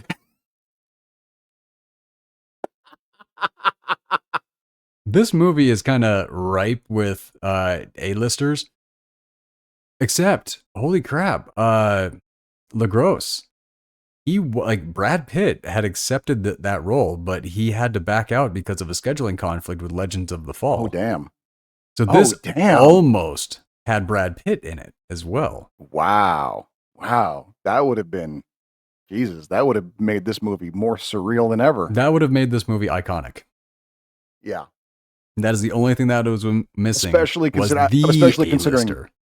Right. I am assuming that he would have played their guest star role. And it would have been, Jesus Christ. Yeah. And we didn't get much comedy from Brad Pitt back then, but now what we know of him now, that would have been like one of the first examples of him bringing that kind of comedy to the screen. And that would have made this absolutely iconic. It really sucks that he missed it for Legends of the Fall. Yeah, I know, right? I mean, Legends of the Fall is a good movie, but... And it made his career for sure. That's, it's what made him a star. So, I mean, I guess in that regards, it was a smart move on his part for him, Yeah. Dermot Mulroney as Wolf staring off into the distance about his genius kind of vibe. I really okay. So by the way, this movie is definitely a love letter for indie filmmakers. So for you and I, yeah, this is gonna hit so home. That's Like the cra- well, and that's that's the the thing. But for general audiences, I don't know how much of this. Like, I think what was the movie that we covered? American movie, Not that one. not that one. No, the one with or Keegan Michael Key. Oh, Don't Think Twice. Yes. Okay. There you go. Like, don't think twice. I completely agree with you. Wild must see for people like us, not for general audiences. Living in Oblivion, like I'm jumping right into this. It is a must see for people like us. Question for general audiences, except for the film debut of Dinklage. Okay. I Like, see what you're saying. Okay. so that's where, like, as we're going through it, I want you to kind of know that's where I'm seeing this.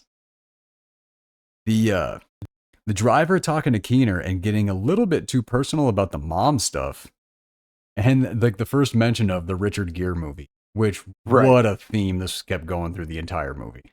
Right. Yeah. She was in a Richard Gere movie, and that's where everybody knows her from. And so yeah, she's the lead actress in this little cheap indie film that they're making, and everyone's talking about like, oh yeah, did you see her in that Richard Gere movie? Yep, like the shower scene scene in that Richard Gere movie. Yep. Right. And the mom, played by Rika Martins, which, what a freaking double. Like, I was not expecting this in any way, and we are going to get to it. But the mom, played by Rika Martins, running lines as she gets picked up for an awkward car ride. And Steve Buscemi is our director, and he's not going to settle for okay. Going, and he like sitting there going over the shot setup, because we got everything the day before. He's like, yeah, but we didn't get it the way I wanted it. On that set. He's already kind of like giving his line producer like a lot of shit, going like, you made me quit, for the, yesterday, when yes, we got everything and it was okay, but not today. Today we're not leaving till I get it the way I want. And his line producer's like, sure, yeah, whatever you say. Okay. Like, she knows he's full of shit. She's just agreeing with him just to get the ball rolling. The thing. Like, so if people don't know, like when you're on an indie film set, every day starts out with the absolute hope that it's going to be the best day ever. And pretty much every day ends with everybody pulling their goddamn hair out because it's an independent film set. A lot of times your cameraman doesn't know the right lens to use for this type of shot. The person who stepped up to be your gaff or your key grip, they really don't know what they're doing. They just wanted to be there for the day, and they kind of lied. And like, indie film sets are a nightmare until they're not. Right. But the chance, I think the best example of that, I think, is the smoke machine later on, which we can get into. Like that I think I'm sitting here going like, I have had this conversation before. Oh my God. Yep. That's the thing. That's the thing. Okay, they're having that conversation, and like somebody strikes the light, and you know what? Blame on is a much better phrase than striking. Yeah. No, I've always liked that as well. Yes. I think shouting flame on before you turn your lights on. I mean, come on. Why not? How is that not the industry standard? That does not make any sense. I mean, good God, that makes all the sense in the world to have it be that way. Right. But oh my God, going from the behind the BTS story in black and white to the film in color, Jesus Christ, I was not ready for it. It caught me completely off guard, and it blew me away. I thought it was amazing. Well, how starkly different, because they didn't just go from black and white to color. They went from really, really cheap black and white. Like, it looked like Clerks when it was in black and white. Yeah. And then when they go to seeing the actual movie scene, it's not just color, it's fucking MGM Technicolor. Like, we're talking miles apart in quality. But can you imagine how much money they saved by like deciding to do the film that way? I mean, yeah. Only needing the expensive equipment for certain shots, and they were able to get away with like low grade equipment for the other ones. That was brilliant. Yeah. Added to it's a brilliant budgetary decision on top of a brilliant artistic decision in the delivery of their story. Like, it's a double whammy right there. Yeah. The boom shows up in the shot. They call for a cut, and then that one boom mic operator. What? I asked for a frame line. By the way, I'm impersonating a white guy. Yeah. That's the hilarity of that moment is a movie set in the 90s with the white guy like going full Vanilla Ice. Yeah. It was and that's it was fantastic. And I like that from the line producer. Thank you for your apology, but you'll never work in this town again. Which the ego of indie filmmakers. I love know, it, right? but I still think she was like making it an on-set joke. Oh, I'm sure. Yes. Yeah. Yeah. Because she said it so calmly and so coolly. Like that's the thing. It was like, thank you for apologizing. You're still a fuck up. Like, let's move on. Now we got music. And like literally, this is that kind of moment where everything is going wrong. You're trying to set it up. You're waiting for the music to die down. You're waiting for things to get quiet so you can take it. When you do not have a controlled set, you just gotta wait. You have no idea how long somebody's gonna be honking their horn because the light won't turn green. Like, right. That is real as hell. You have when you don't have money for a set, so you got to film in your own kitchen, and you have no control over whether or not your neighbor's marriage is going well. Like, holy shit! Oh, that's a thing. Oh my god. And Wanda wants to know if it's really locked up. And back to one, switching to radios because the boom just can't stay out of the shot. And I like that. Like the frame line keeps changing, and then Dermot Mulroney, it's supposed to keep changing. Right. Because they're tracking a shot from tight in and they're bringing it out. And so, the frame line keeps changing and the boom operator can't seem to figure out where he's supposed to be. Which, after all of my time working with independent filmmakers and stuff like that, some who went to film school, some who didn't, when I got down and I spent some time in LA, I finally did my very first student film. And it was as horrifying as everybody says it would be. But then I found out why, and I found out how important it is. And when I realized what was going on, yes, it was a nightmare. That was probably the most patience that I ever showed on any set. And it was because like the guy who was the director for this student film told me, he's like, well, last time he was the director and I was the boom mic operator. I'm like, wait, what? And they get assigned. So as you're going through film school, the director, by the time you're at the end where you become a director or whatever, you have done everybody's role and you understand the nightmare they go through, the stress that they're under. You know what? It is a nightmare experience for actors. However, I do think it is kind of an important thing that more actors should step up for student films to let these kids have a good experience and to help them kind of along the way. Like I said, it was a nightmare. It was the worst set I had ever been on. However, still important. Yeah, that's cool. That's very cool. I kind of wish I did. I wish I did more student films, but I also wish I actually attended film school. You know, maybe things would have gone better for me if I'd done that. You know what? You never really know, but it's good to learn the rules so you know how to break them. Yes, I do think that is an important thing. In fact, didn't I say that about your writing once? Well, okay, yes, you have, but also like my grandpa said that to me when I was like 5. My dad said that to me it's a cliche for a reason because it never stops being true. That's a very good point. Yes. Back to scene. Keener's struggling and then shakes it off. Blew the light and damn, dude, when that light blew, that was a bigger jump scare than a lot of horror movies for me, man. I know, right? Because they blew that light right in that old lady's face, like with no warning whatsoever. They didn't even foreshadow it. We had zero. Like usually when you have some kind of like technical thing like that in a movie, they'll foreshadow it by like having someone go like, "Oh, this old bulb," or we'll see a close up of the frayed wire or something like that. No, this came out of left fucking field. We did not see this coming at all. No, which it was is great. Fucking great. Yes, yeah, it was. I wish more movies did that. We don't need to foreshadow every disaster. No, you don't need Chekhov's wet wire. Like, no. Right, like, exactly. You can just have something go down. Yep. Everyone is trying to talk to the Everyone is trying to talk the director out of trying for this shot. And then Wolf's unbelievable vanity, and he's just checking himself out in the little mirror and all that. And by the way, Dermot Mulroney's character in this, Wolf, he's got the leather jacket, and then under the leather jacket, he's got a leather vest with a ribbon tied around his biceps, and he's wearing a beret, and he is right, yeah, very much in love with himself. Like, this guy is trying really, really hard for a very specific vibe. yes, he is. And I think it's all for that girl. It's all for Wanda. But yeah, you're probably right. But the thing is, like, in the dream sequences, you see him as this like crazy, vain, douchey dude. But when you see him in the real life version, he's actually a very sweet character. So what I thought the brilliance behind those dream sequences was that they were dreaming over what he looked like and their perspective and their perception of him. But then we actually get to see him, and he's a very sweet, very emotional, very kind guy.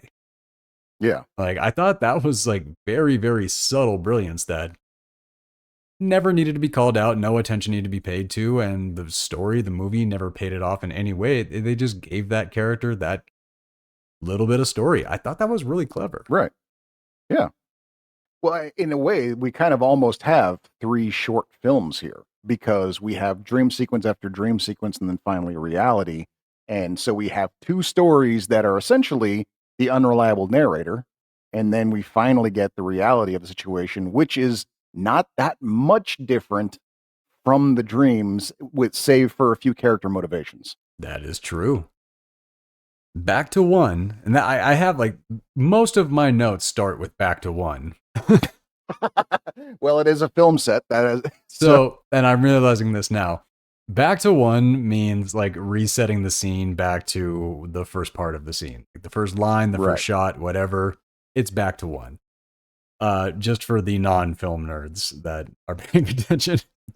But Back to One, Rika forgets her line and Corrigan cracks on it. Oh, the way he cracked on it too kind of broke my heart. Because her line's like, I don't even remember Danny or whatever. And then Corrigan's like, I don't remember that at all. Yes. Yeah. Or I don't remember that at all. And then Corrigan says, I don't remember that line at all. And everybody starts laughing at this old woman. And I'm like, oh, that's yeah. No, like it did a good moment on that. Back to One. Lines are out of order and Keener starts flashing back to real life. It kind of looked like when the old woman kind of like brushed her hair over, like she started having flashbacks of like her, like some other old woman brushing her hair. Right, so it looked like she was having almost like it was like a genuine maternal moment. Like, and we do see in, like in the conversation, we do see in her conversation with the cabbie that she had the outs with her mom, but her mom passed away before they could reconcile. So this weirdly very maternal moment between these 2 actors seems to have set off her actual like emotions, and so now she's like seriously delivering some emotion in the lines all of a sudden. Isn't it just like real life that when the camera's not rolling, that is when you get the perfect line read, the perfect rehearsal? Yeah. And the director, he's right. Start rolling. Shouldn't we wait for the cameraman? And that was great. Turns around, where the fuck is Wolf? Right. That was great. That was absolutely fantastic. And he's off in the bathroom throwing up the bad milk, which we get from the extras at the beginning, which that one, the woman at the beginning who's talking about the milk, we never see her again. No, we don't. No, she's not on the crew other than outside. No, he is. Yeah. The other, like that guy, he's trying to like hook his script in the second dream sequence. Yeah. But no, we never see her again. The woman who's actually like making the sandwiches and stuff like that. Yeah, no, I think she's supposed to be the outside crew. Like when the line producer's like yelling, like, do you have the street locked down? Yeah, I think it's her she's talking to. Wait a minute. In the second dream sequence, there is that brunette that is like paired up and shit talking Keener. Was that her? That's a good question. I don't know. Because she was all bundled up at the beginning. Yeah, she was all bundled up. So I actually don't know. I might be wrong about this because I don't remember her character being anywhere else in the movie outside that second dream sequence. Right. Okay. So, okay. Yeah. Okay. I have no problem going back and watching this one again. Like, this was a fun one. Back to 1, and then someone's watch starts beeping, and Buscemi goes nuts on everyone. Yeah. Which, I mean, okay. Yes. But can't you relate?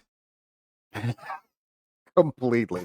That's the thing, is that, yeah, it's like I'm sure every director, indie and professional, and I'm sure even Spielberg himself has envisioned that day when he just turns around and just bitches out every single person on the crew, every cameraman, every grip, every boom mic, every actor.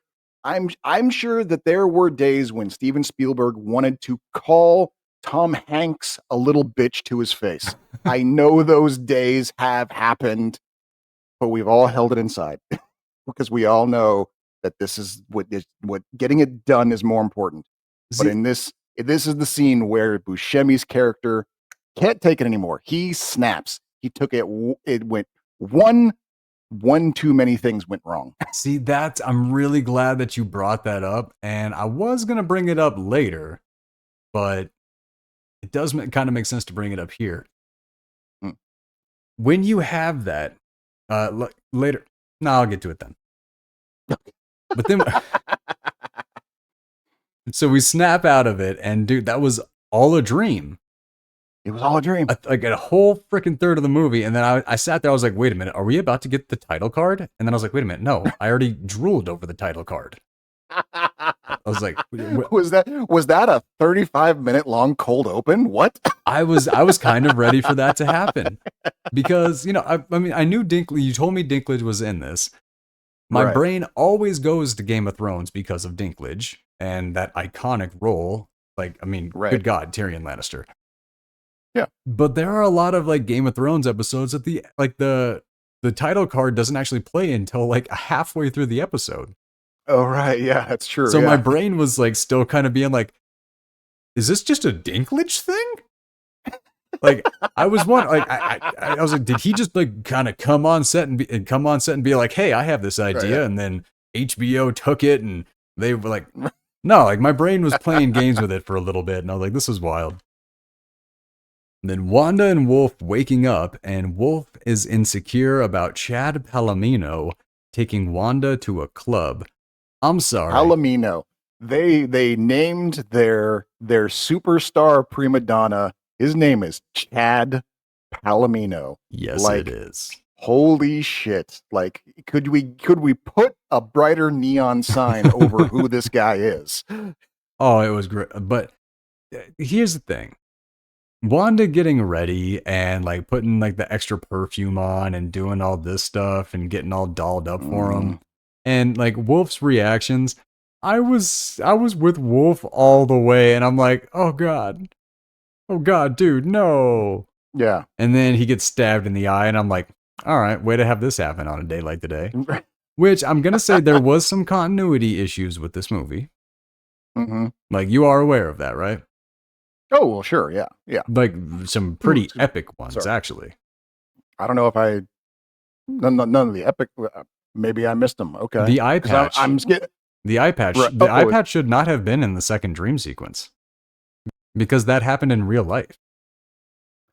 Oh, that's right. And it was a major part of the second dream sequence. No, actually, I think her dream started immediately. What do you mean?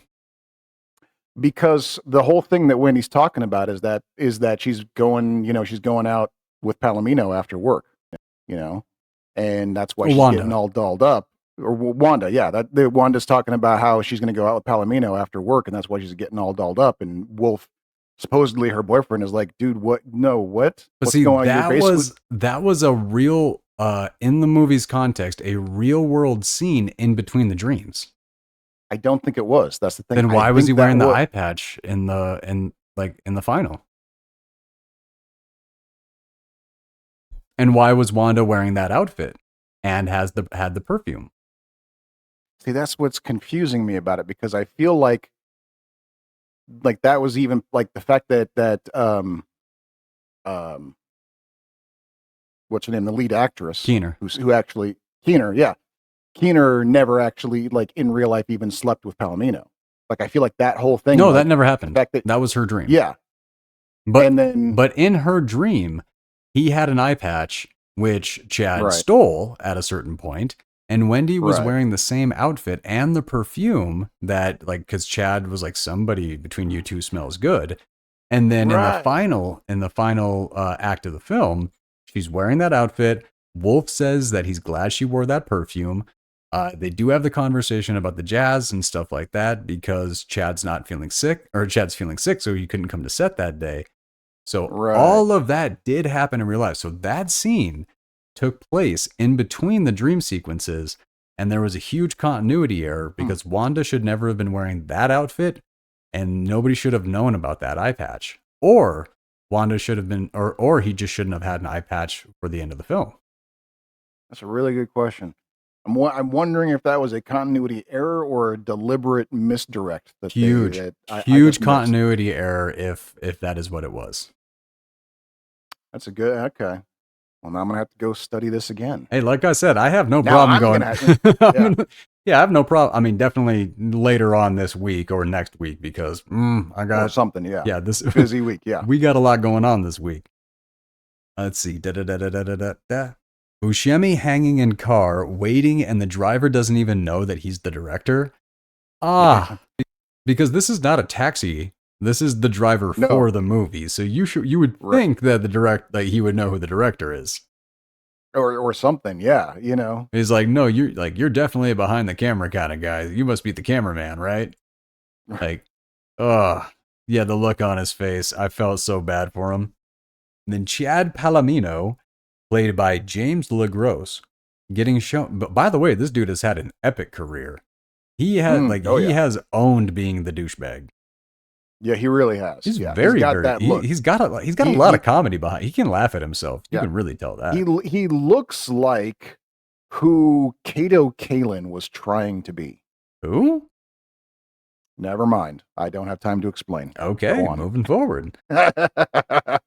But he's getting shown his place by Keener and off into the car to brag about his next two roles with big leading female stars, including Winona Ryder, which he did have a movie with Winona Ryder that did come out the next year. So that was a really cool little line there. Well, it was great too. Is that he's talking about? He's like, I play a serial killer that this a sexy serial killer, right? Sexy serial killer that a starlet falls in love with, and then I play Winona Ryder's rapist that she later falls in love with. Like these are like this guy's basically saying, I've clearly been typecast as myself. He just got knocked off by the woman that he slept with the night before while he was trying to knock her off. So he gets in the car and he's got to talk about how like big he is and like all these women and stuff like that to kind of recover his ego for himself. Yeah, that's true. Yeah. And at least that's what I thought the scene was saying.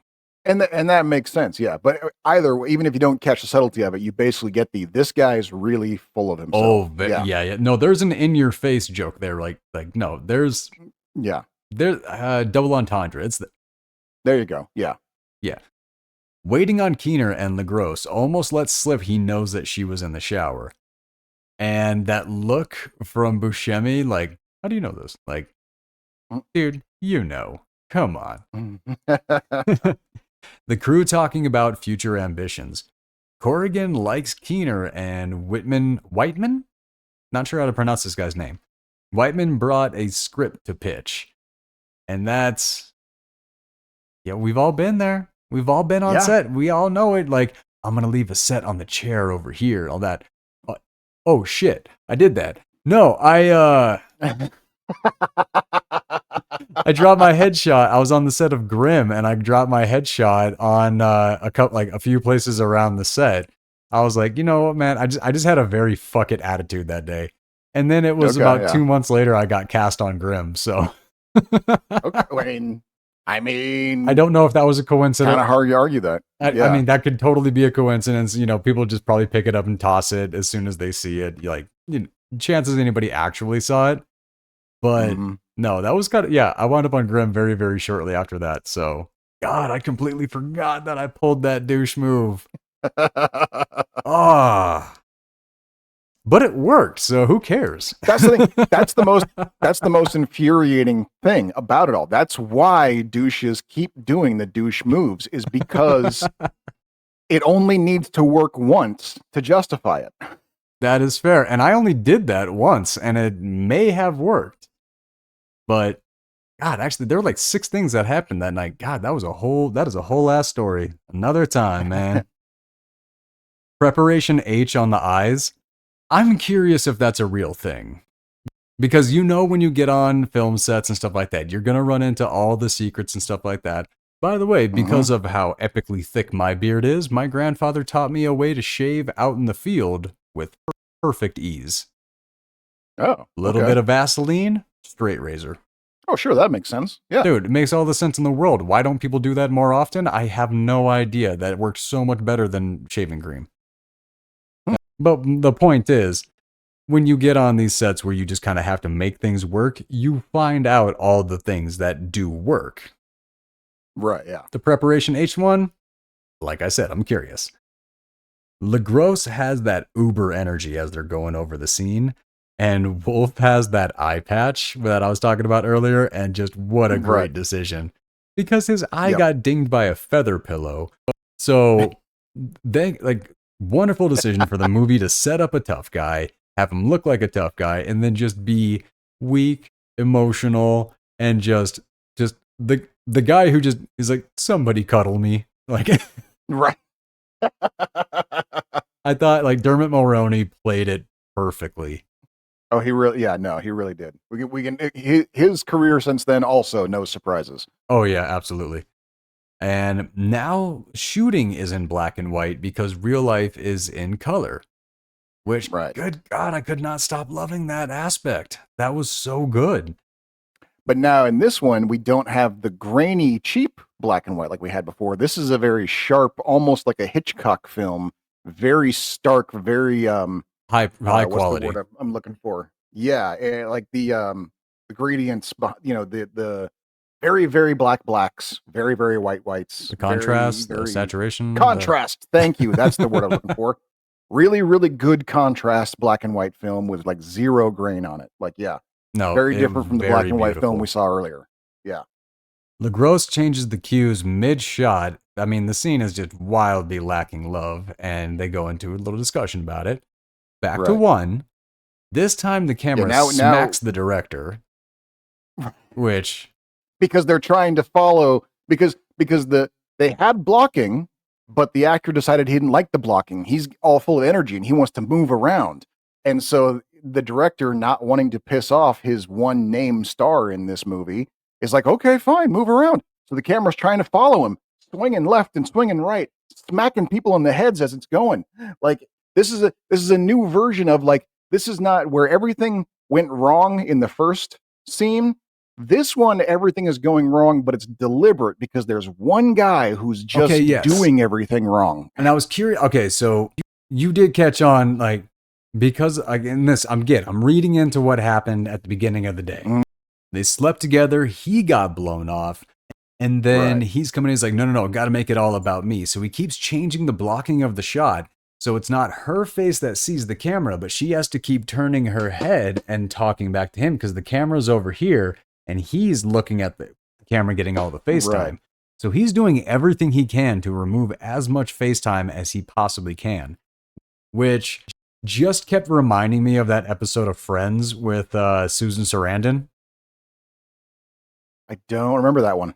So she plays a soap opera star, and she comes in and she has this little relationship with Joey, and she like teaches him how to do it. Like, and when you kiss somebody, make sure you put both hands on the sides of their face. You're like, oh, so it looks more emotional. Like, no, so the camera can only see you. So like the rest of so they have a love scene like later on, and they both just put each other's hands like over each other's faces and cover it up. So because of what I was watching in the scene and him just continuously trying to steal all the FaceTime with the blocking, I kept flashing to that episode of Friends. Okay, all right. There were reasons. Oh my God, that wet kiss after. Ugh. Like just that string of saliva going between the two actors. They really like, man, like that's kind of one of those things where I'm like, how many takes did that require? Like like that was so I'm so hoping that was ew. unintentional and they just they got solid gold just on accident there.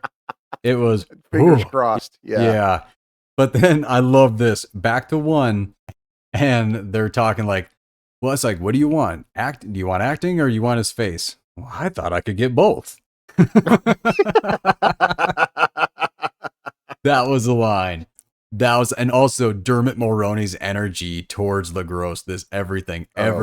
Yep. He is petty, he hates him, all this, and he just sells it so well. Good God, it was I loved it. Changing lighting for LaGrosse and then talking to the actors who are just wildly cold with each other at this point. Back to one, and he throws them, somebody help me! Like, good God. Like he's throwing a wrench in literally everything. He's like, well, you like the blocking has changed so many times. I don't know what's going on. Somebody help me. Like, dude, you're the one who changed it every time. And that's the thing, man, is like that was the one part, because it's like, I mean, first of all, this was a movie about a low budget movie. I've never done low budget films. I've done zero budget films. So I've never even had like that one name guy that we all got to kiss up to in order to keep the funding and all that sort of stuff. So luckily, of all the horror stories that I have, I've never had to deal with the prima donna actor like that. Like I've been on those sets, but I've gotten lucky every time. Yeah, like, dude, I got to work with Billy Zane. Oh, there you go. Yeah, that guy was the chillest of all. Like, he was handing the PAs joints. Nice. No, he was like I feel like I've gotten the big budget ones. I have a few bad stories, but like the lower, like the higher end of like the indie, those sets I've been on. No, I don't think I have any bad stories of those ones. Like I said, the indie world, horrifying until it's not. Then like when you got like the crew that's like been together for like 15 years and they just never wanted to go into the like the SAG world and stuff like that. That's a great set. I imagine so, yeah. Yeah, no, that's an entirely different situation. It's the trying to scramble a crew together that's never worked together with a director who thinks that they're the most brilliant person in the world and they think that what they're doing is going to be genius instead of let's get together, let's do what we can do and stay in fluid, which is how it should be. Until you actually have the kind of money and control to control the set. But if you haven't got there, man, you don't deserve that ego. And the amount of people that I saw that had it. Immediately, LaGrosse wants a full change to make it his scene, and Wolf does not like it. Change it all, and LaGrosse goes to flirt. And I'm sorry, man, but Keener with that Uranus joke. A++. Yeah. I don't know his sign, but I think his moon is in Uranus. Right, yeah. and we get a great spit take from Wanda on that one. Yes, not just a spit take, a fantastic one. Yeah. Kind of like done so well, you almost think it was like that. Like it was an improv scene almost. Because it was too perfect. Yeah. Because Wanda loses her shit a little bit too much. Like that looked more like a blooper than an actual scene. It really did, yeah. Which, like, if that is how, I mean, I love when they leave those in movies. So personal hope that that's what happened. Yep. Then Whiteman hands the script and gets rejected because he hands him the script. He's like, and he uses the script to like check the light and do all this. And he's like, can you go fix it? And hands it back to him. Like a true dude. I mean, LaGrosse really did. Oh, that actually reminds me. LaGrosse has never said who it was, but he based all of this character's decisions and all of it off of an actor that he just finished working with. Ooh. So there is an A-lister that he just finished working with that is that kind of person And I meant to go back to his IMDb and look at the previous credits to try and figure out who that might be. But those are all his like portrayals of somebody that he had just worked with. So a little bit of shout out to LaGrosse on that one. Like, but that's kind of the funny thing is like to a certain degree, we always figured because we heard about these guys before. I always figured that this character was an amalgam of maybe 3 or 4 different actors that these people had worked with before. But if he's saying that, no, this is all one guy. Oh, dude. Wow. But he has gone. He's like, I'll never say who it was, but those are all direct actions taken from one dude. That is nuts. Wolf and Wanda arguing on set, and his just melancholic, I lost my eye patch. He was good. Which is fine, because he doesn't have his eye patch, and as we can see, his eye is fine. He didn't need it. He's just sad that now he can't look injured anymore. Yep. He can't get attention from his girl. That's all it was. And then, and then the girl's fine. I'll get my own eye patch. And then he steals Wolf's eye patch. Or no. Yeah. They're about to start the show. They're about to start the next take. And LaGrosse turns around and he's got the eye patch on. And they're like, and Buscemi's like, what the fuck are you doing? No, man. And Wolf, the cameraman's like, son of a bitch, has my eye patch. Like, no, that was a fantastic scene. The moment, I loved it. And then, like, he rips it off, throws it back to him. He's like, give it back. That's unsanitary. Right. And he throws it back at him. He's like, fine, I'll get my own eye patch. Good God. Why? Just why? But then the way that Buscemi tricks him into not wanting an eye patch. Oh, I know, right? He's like, look, I didn't want to say this to Wolf, but kind of makes him look gay. And then, like, Chad looks back at him and goes, yep. Oh, you're right. Thanks, man. Thanks. Good looking out. Like, he played him so well. Yeah. That is how you handle a character like that. And dude, I loved it. That was fantastic. New blocking and the acting is so bad. Keener, like, and the hair thing, and he's just like pulling her hair, basically pulling her hair in front of her face so the camera won't see her face. He's like going in for like an overly really like not, involved in the scene. Like, I'm going to stroke your hair, but I'm going to stroke your hair so badly that it's like I'm stuck to you somehow. Like I've got gum in my hand. And I'm it was bad. Like it was real bad. Yeah. But then Keener hears LaGrosse tell Buscemi about last night and then starts playing them. Yeah. Back to one. The angry take. Confesses the events of the previous evening in front of them all, and then just constantly, hostess Twinkie motherfucker. Like, what the shit was that? And then, best part of this scene is them just, Wanda jumping in, just shouting, get off his hair, because Keener just lit everything up, and there is a full set fight.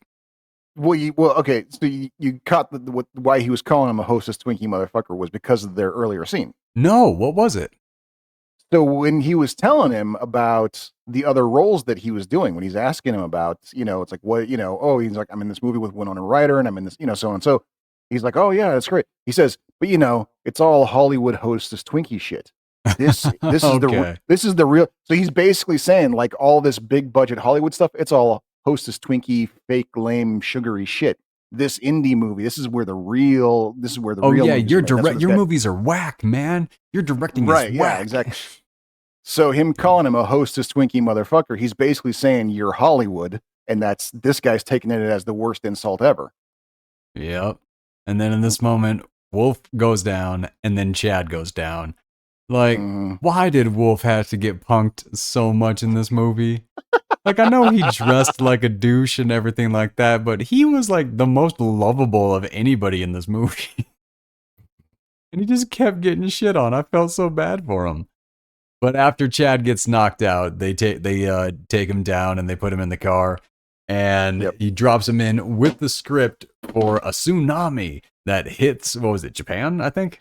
And no, it's a Japanese tsunami There you hits go. New York. Japanese He's tsunami hits literal New York. word. A Japanese tsunami hits New York. That's literally how the guy pitches it. Oh, amazing. Buscemi tries to recover and then confesses his feelings. And it works? Nope. Another dream. But it's her dream. Right. It's her dream. She's got the hots for him. She's been dreaming about it. But no, here's my favorite part about that. Here's the thing that gets me. After they kicked Palomino out, and Keener and Buscemi are having it out on set, and she's basically saying, like, I heard what you said. You agreed with him that I was a bad actress. And he's like, I was just working him. And he's sitting there trying to say, like, no, I was just telling him what he needed to hear to get him back on set. He's trying, and she's saying, like, always knew that you didn't respect. And he's trying to say, like, no, you don't understand. Like, I have such respect for you. And he starts kind of like confessing his love to her and saying that these lines that she's been trying to say, he wrote for her. He's like, I wrote this movie for you. And the best part about it is, as he sits down next to her and he's like, I wrote this script for you. The music cue that starts up is the exact same music cue that's been popping up in the scene that they were filming. Every time that she says, like, I've loved you since since I laid eyes on you, this music cue would come up. And now when Buscemi's sitting there saying, I wrote the script for you, that exact same music cue comes up. That was a great inclusion. I fucking laughed my ass off. That's one of those things. I've never laughed at a music cue before, but I laughed at this one because because not only did they do that inclusion of like having that same music cue, but they made sure it was a music cue that you would recognize because you saw them do it in 6 different takes before. Yeah, no, it's a major part of the movie at this point. But yes, and then all of a sudden, yeah, she wakes up. It turns out while he's dreaming about disaster on set, she's dreaming about disaster with leading man that leads to a romance between her and her director. Okay. Fair enough. Yeah. To the real world set, finally, yeah. And we get a lot of misdirect on this one going like, is this another dream sequence? Because some weird shit happens here too. Well, that was where I was confused with the eye patch and the outfit and everything like that. Like, I was wondering what point in the story are we? But at this point, Corrigan is having a bathroom emergency, opens a bathroom. 2/3 of the movie is dream. Dinklage. We open up our very first silver screen appearance of Peter Dinklage is in a bathroom with a blue tuxedo, and he nails it. Full with top hat. Yeah, and Coolidge comes in, he's gotta pee, and he just blows that door open, and there's Dinklage going, hey, knock, motherfucker. Perfect. It was great.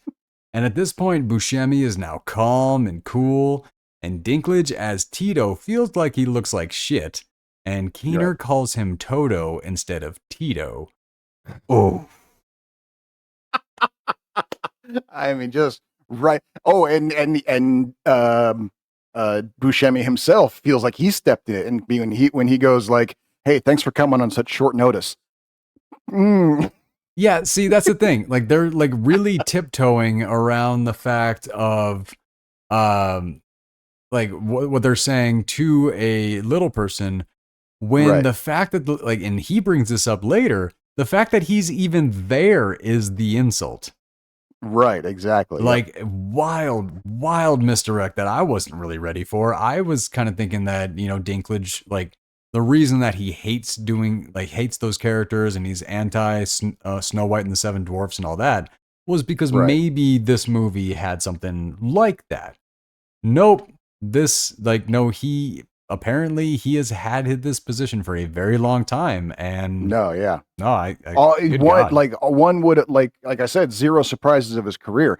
I feel like to a certain degree, this role was written for him so he could get that out and basically paint that as now this is what I expect from my casting. Well, see, here's the thing: we talk about the fact that Buscemi's character says that he wrote this for Nicole, Keener's character. The director of this movie wrote this for Keener, which is like, that is some sort of like weird crush inception. Hey, art finds a way. We take Fair our enough, inspiration man. where we can. And you know what? Here's the thing. I know, but see, here's the thing. Go ahead. I was going to say, if I had Catherine Keener in my life, I'd write a movie for her too. What can I say? Oh, So, I really wish that I would have gone first. Because this is one of those like borderline Me Too movement type things where like actresses and stuff like that have said, like, yes, like this guy wrote a role for me. I was handed a role to be in a movie, something that was always my dream and stuff like that. But once we were on set, I found out this person had feelings for me, and it was an incredibly like awkward, hostile position and stuff like that. So, you know, I don't know how I really feel about that one. Here's my best example. You know what I'm saying? And I remember, yeah, I do. And my feelings on that are basically the same. And I got in trouble for saying this at the office once. And when I say got in trouble, I mean the receptionist got mad at me. Oh, okay. And you know, my boss thought it was funny, but basically I was complaining about how, like, because it was a rough day at work, you know, usual stuff. And I said to my boss, I was like, man, I really wish we could go out for beers at lunch, man. Like I could use a drink. And my boss is like, yeah, I know, can't do that anymore. And I go, yeah, fucking alcoholics ruined it for everyone. I was, that was when the receptionist was a recovering alcoholic. So she was like, "Hey, motherfucker!" Like, oh, okay. I wasn't expecting the story to be that innocent. That was like the setup didn't seem like it was going there. No, but no, yeah, it's like, you know, yeah, it's a problem. That something like that becomes a problem because shitty people make it a problem, and now no one can. You know, I mean, this goes back to the special I made you watch, you know? Nice tits, Betsy. I was joking. Okay. No more jokes. Can't joke at work anymore. Yeah. Some things are jokes. Some things just aren't. Right. Like, but yeah, I think that's the thing. I think writing a script for someone in and of itself, yes, that's perfectly innocent. That's perfectly fine. Some would even call it romantic. But yeah, if those feelings are not reciprocated, you're not owed anything. You're not owed anything. That's, you know, that's just life. Move on to the next one. Correct. make your movie and move on. Correct. So Real World Wolf is a lot chiller than in the dreams, and Dinklage in the background, because Wolf is like being really encouraging with the crew and stuff like that. He's real friendly. He's like, all right, guys, we're going to have a great day today. Like, he's just a much better person than what we have seen in anybody's dream sequence, which just oh yeah, kind of which like poor Wolf. And Dinklage in the background crushing a humorous scene work with a shaking head about the crew and the smoke machine. Oh, now yeah, that smoke machine, man, that killed me, because when they start off, they're looking at the smoke machine and he's got like the whole crew there looking at the smoke machine, and it is this big, giant, clunky thing. It looks like it's from the 20s, you know? And he's like, does anybody know how to work this thing? And one of the guys, Whiteman, he basically says, I think I saw something. I think I worked with something like this back in 85. And he's like, and Buscemi's like, okay, this is your baby now. You help him out if anything he needs. And then leaves. And I'm sitting here going like, how many times have I seen a piece of equipment that I had no fucking idea what it was? And I was like, does anyone know what this is? And the first person to say, I think I know what it is, I'm like, great, you're in charge of it now. Like, nobody touched this thing except the guy who thinks it looks familiar. That's you now. This is your job now. Like, that is probably the most quintessential indie set thing that I have ever seen. Proper in any movie. Yes, exactly. And then, God, poor Wolf gets dumped by Wanda on set while she's all dolled up to go out with another man. Right, I know, right? Damn. That hurts.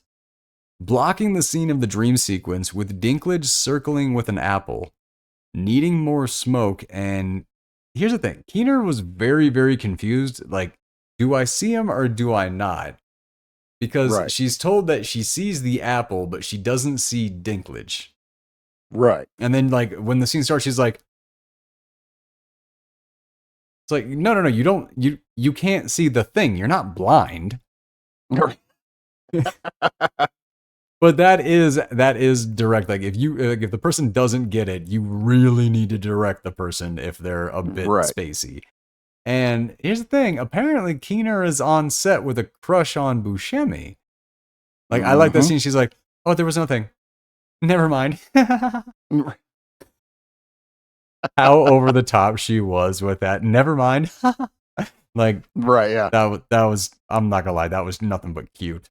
It got me. And then like, so Dinklage is supposed to laugh at the end of this, and Buscemi's like, "All right, we need that laugh from you." He's like, I laughed as he walked out, and I had that moment. I was like, he said that so confidently. Did he laugh? Did I miss that? Like I was doing the same thing. I'm like, wait, I didn't hear a laugh. No, but he said, he's like, I laughed. Yeah. No, I almost backed it up so I could watch it to see. And he does that after every take. Like we do see 3 more takes where Buscemi's just like, and remember to laugh at the end. And and Dinklage is like, I did laugh. And you're sitting there going like, did he? No, like that is the thing. Like he's such a good actor. He convinced me that something that I just watched did not happen. That was yeah, no. We understand Dinklage now, but now you kind of understand Dinklage from the very beginning. Like totally, yes. Little crazy. Back to 1, and Dinklage does not laugh, and then he says, "Well, what kind of laugh? Show me." And like the way that he's like getting the director to like do it, he's baiting him. You can sit there and go like, "Tell me what kind of laugh do you think a dwarf makes?" Exactly. Like, it was. Oh yes. Wolf keeps going on about having it be handheld, and that smoke machine just keeps going nuts. Wolf needs a private talk, and he starts crying with the director, and Buscemi just tells him, "Look, man, you got a great eye, but I hope it's not the one under that eye patch." Like no, but what I loved was that our music cue popped in again in that conversation when you're right, it did. When Wolf is sitting there going like, "I'm just having a really hard time, man, and she just broke up with me," and things, and he's like really like pouring his heart out to this director, and the fucking music cue starts in again, and Buscemi's just like, no, man, no, you are good at this. I wouldn't. I liked how encouraging he was. Like I felt like see, the thing is, I felt like Buscemi's character was a pretty okay director.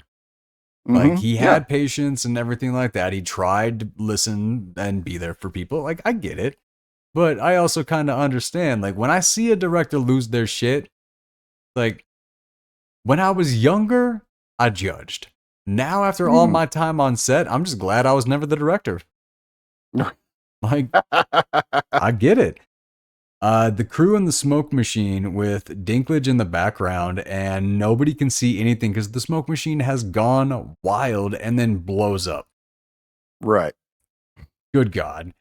And then clear the set, and who comes out of the door? It's his mom. And that, right. So here's the thing the old lady know. Because he said, he's like, well, go ahead. All right. Yeah, no. So the old lady who plays the mom in the movie, in the first dream sequence, we turn out that whole thing we saw, that entire movie that was being filmed in that first section, didn't exist. We're doing something entirely different, in fact. And he's even talking about this weird dream I had last night, and you were in it along with some other lady. I don't know, someone older. Yeah, that's the thing. Like we didn't even get to know that was his mom. That was awesome, right? Yeah, and then all of a sudden, and she walks in on set. It's the same lady from before, and Buscemi looks at her and goes, "Mom, what are you doing here?" Like, it's brilliant little just turnaround on the whole thing. And she escaped her home because she's a bit kooky, and she has that, "I'm sorry, Nick. If I knew there was going to be a wedding, I would have worn my fucking hat." That's the line. That's how you use an F word, man. That's right. Yeah, because it's like she could have, like, that line could have been, "If I'd known there'd be a wedding, I would have worn my hat." But no, she put the F-bomb on it. She put the F-bomb with the heaviest of stank. Yeah, that made the line so much more. And then, oh my God, is the little fella gonna do gymnastics? That look from Dinklage.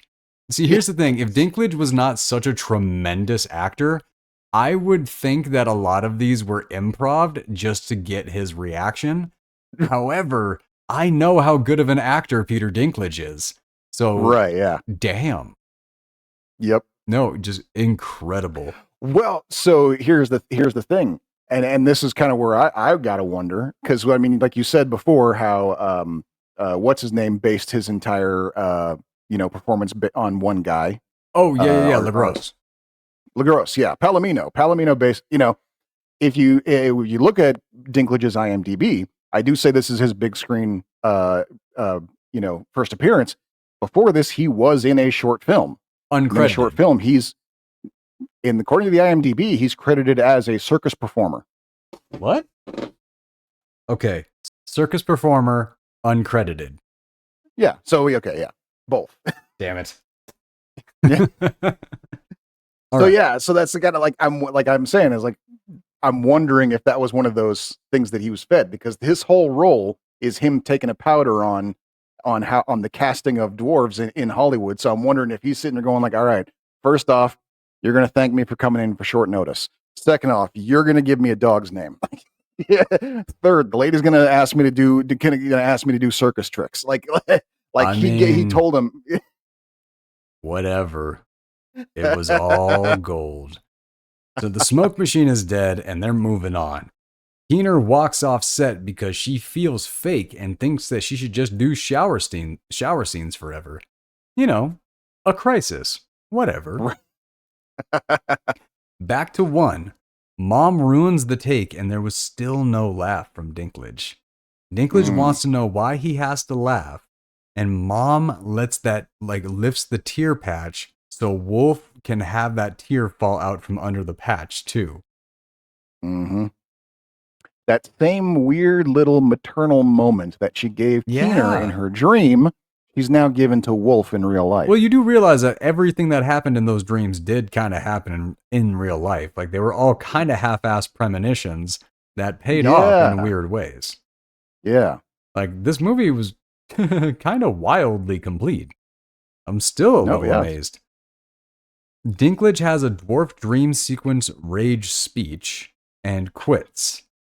Where he goes in, he's like, hey, it's a dream. You have to have a dwarf. You got to do it. And then he's like, have you ever had a dream with a dwarf in it? I don't even have dreams with dwarves in it. And I am a dwarf. Right. And he just walks off set. And that look on Buscemi's face where he's like, and you're just seeing like, I've never had a dream with a dwarf in it. Right. Yeah. He's sitting there going like, oh shit, I am the problem. I'm part of the problem. I'm one of them. Yeah. Right. And gives up, but then Mom saves the day. The camera goes handheld, just like Wolf wanted, and what was in the dream sequence. Nick's mom go ahead. Yeah, because Buscemi gives up and basically tells him to start breaking down. So Wolf's already taken the camera off the dolly.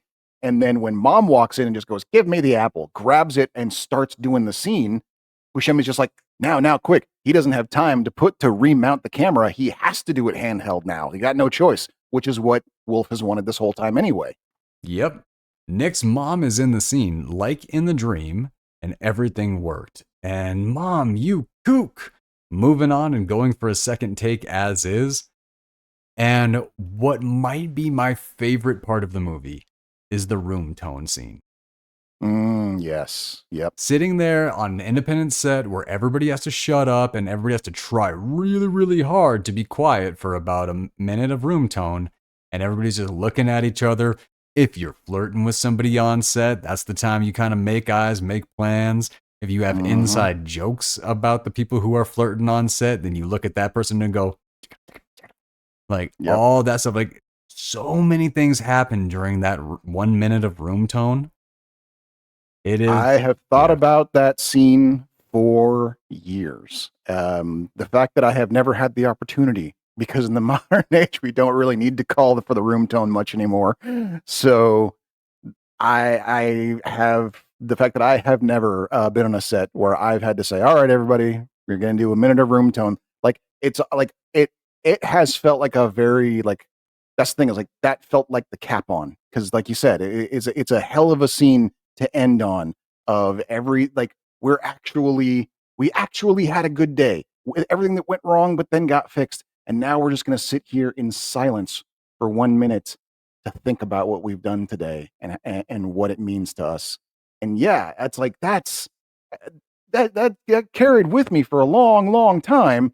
And then I thought about it repeatedly with every set that I was on where we did not do room tone. I just kind of went like, oh, that's a bummer. I guess I'll It is just go kind of home weird then. because while we never did room tone on any of those sets, I was doing that on every other set that I was at. Right. I mean, except for like Grimm and Librarians and stuff like that. Like, never anything Okay. like there. Maybe I But should have been doing room tone. like the horror movies, like Cemetery People, when I went out to go do that one, like we got Forest room tone. Like, Okay. no, we like, oh man, like I don't know. I never knew why you guys didn't do it. I figured it was just a stylistic choice not to have that, Maybe, not to yeah. have that on the base. But during that moment of room tone, it's nothing but a bunch of fantasies. There's a new category: best film ever made by a human being. Another fantasy: Keener failing and becoming a diner cook. Another fantasy, like all these fantasies are happening during the same 30 seconds of room tone. Right. Please forgive me, Wolf. I love you. And then the woman that he's fantasizing about is fantasizing about like hooking up with Chad Palomino and like, oh, I love that you're not afraid of my power. Oh God, Wanda, I love your power. Like, dude, that was like, what the fuck was that? That was amazing. And then the boom mic operator, his fantasy is getting a burger. Yep. That was amazing. And then the Simple mom, pleasures, man. Some people find happiness easy. yes, sir. And then the mom fantasizing about walking through walls. Good God. Because we didn't even mention that, but she's like, I can walk Oh through yeah, walls, Nikki. Like, that's right. everybody has special talents. When he asks her how she got out of the nursing home, she's like, "Oh, that's the thing I can do now. I can just walk through walls." And he's like, "Oh, for fuck's sake." Yep. And then like where he is like talking earlier when he was trying to like just kind of going off like I should just give up and be a Spanish teacher at a woman's college. Turns out that's something his film teacher said to him while he was in film school, and it's part of his speech. So this movie has a lot of setups, it has a lot of payoffs. It is incredible. Doc, why'd you bring it to the show? I brought it to the show for multiple reasons. Like I said, that room tone scene has stuck with me for years, which means the movie has stuck with me for years. I saw it at a time when I was, yeah, I was still a teenager when I first saw it, and in dreaming of becoming the next Kevin Smith. And I really, this was and I was already a Buscemi fan, on top of that. So it's like this movie was made for me. Um, and yeah, and then on top of that, with the fantastic mountain rise that Dinklage has gone on, as as the little person actor who doesn't do little person roles except for the one greatest little person role ever written in history. Correct. You can this is kind of, you can see it right from the beginning that he basically, planted his flag on that the first time he appeared on screen, and so it's kind of a, it's one of those interesting little factoids that I think more people should be aware of. But then, yeah, it's a movie that has stuck with me for a long time because of everything about it, that it is both satirizing indie film while at the same time definitely a love letter to it, which kind of has to be. You can't love letter filmmaking without satirizing it because it is fucking ridiculous. Fair enough. I think I'm gonna put this like I don't know, I want to go like 70, 75, 80% of the way to the must-see list, you know? That's kind of where I'm at too, because yeah, it's a tough one to call it, if other than the Dinklage effect, it's hard to say that it's had a lasting, I think it's a cultural must effect. see for filmmakers, though. Oh, absolutely, yes. If you are a wannabe filmmaker or wannabe or even just a film nerd, 100% this should be on your must see list for sure. But yeah, for just general fans, I'd give it a 50-50 on that one. I'd say its biggest draw is to see the beginning of the legacy that is Peter Dinklage. That is true. Dinklage. I'm just all the way on board with you on that one. Like, Mm. it just is what it is. All right, guys, thanks for joining us on YouTube. If you want to join with the podcast, we are available on Apple Music, Spotify. I mean, pretty much wherever you can find podcasts, you can find us. And we'll be back live next week, 7 p.m. Mountain Time. From now until then, stay safe and stay sane. Have a good night, everyone.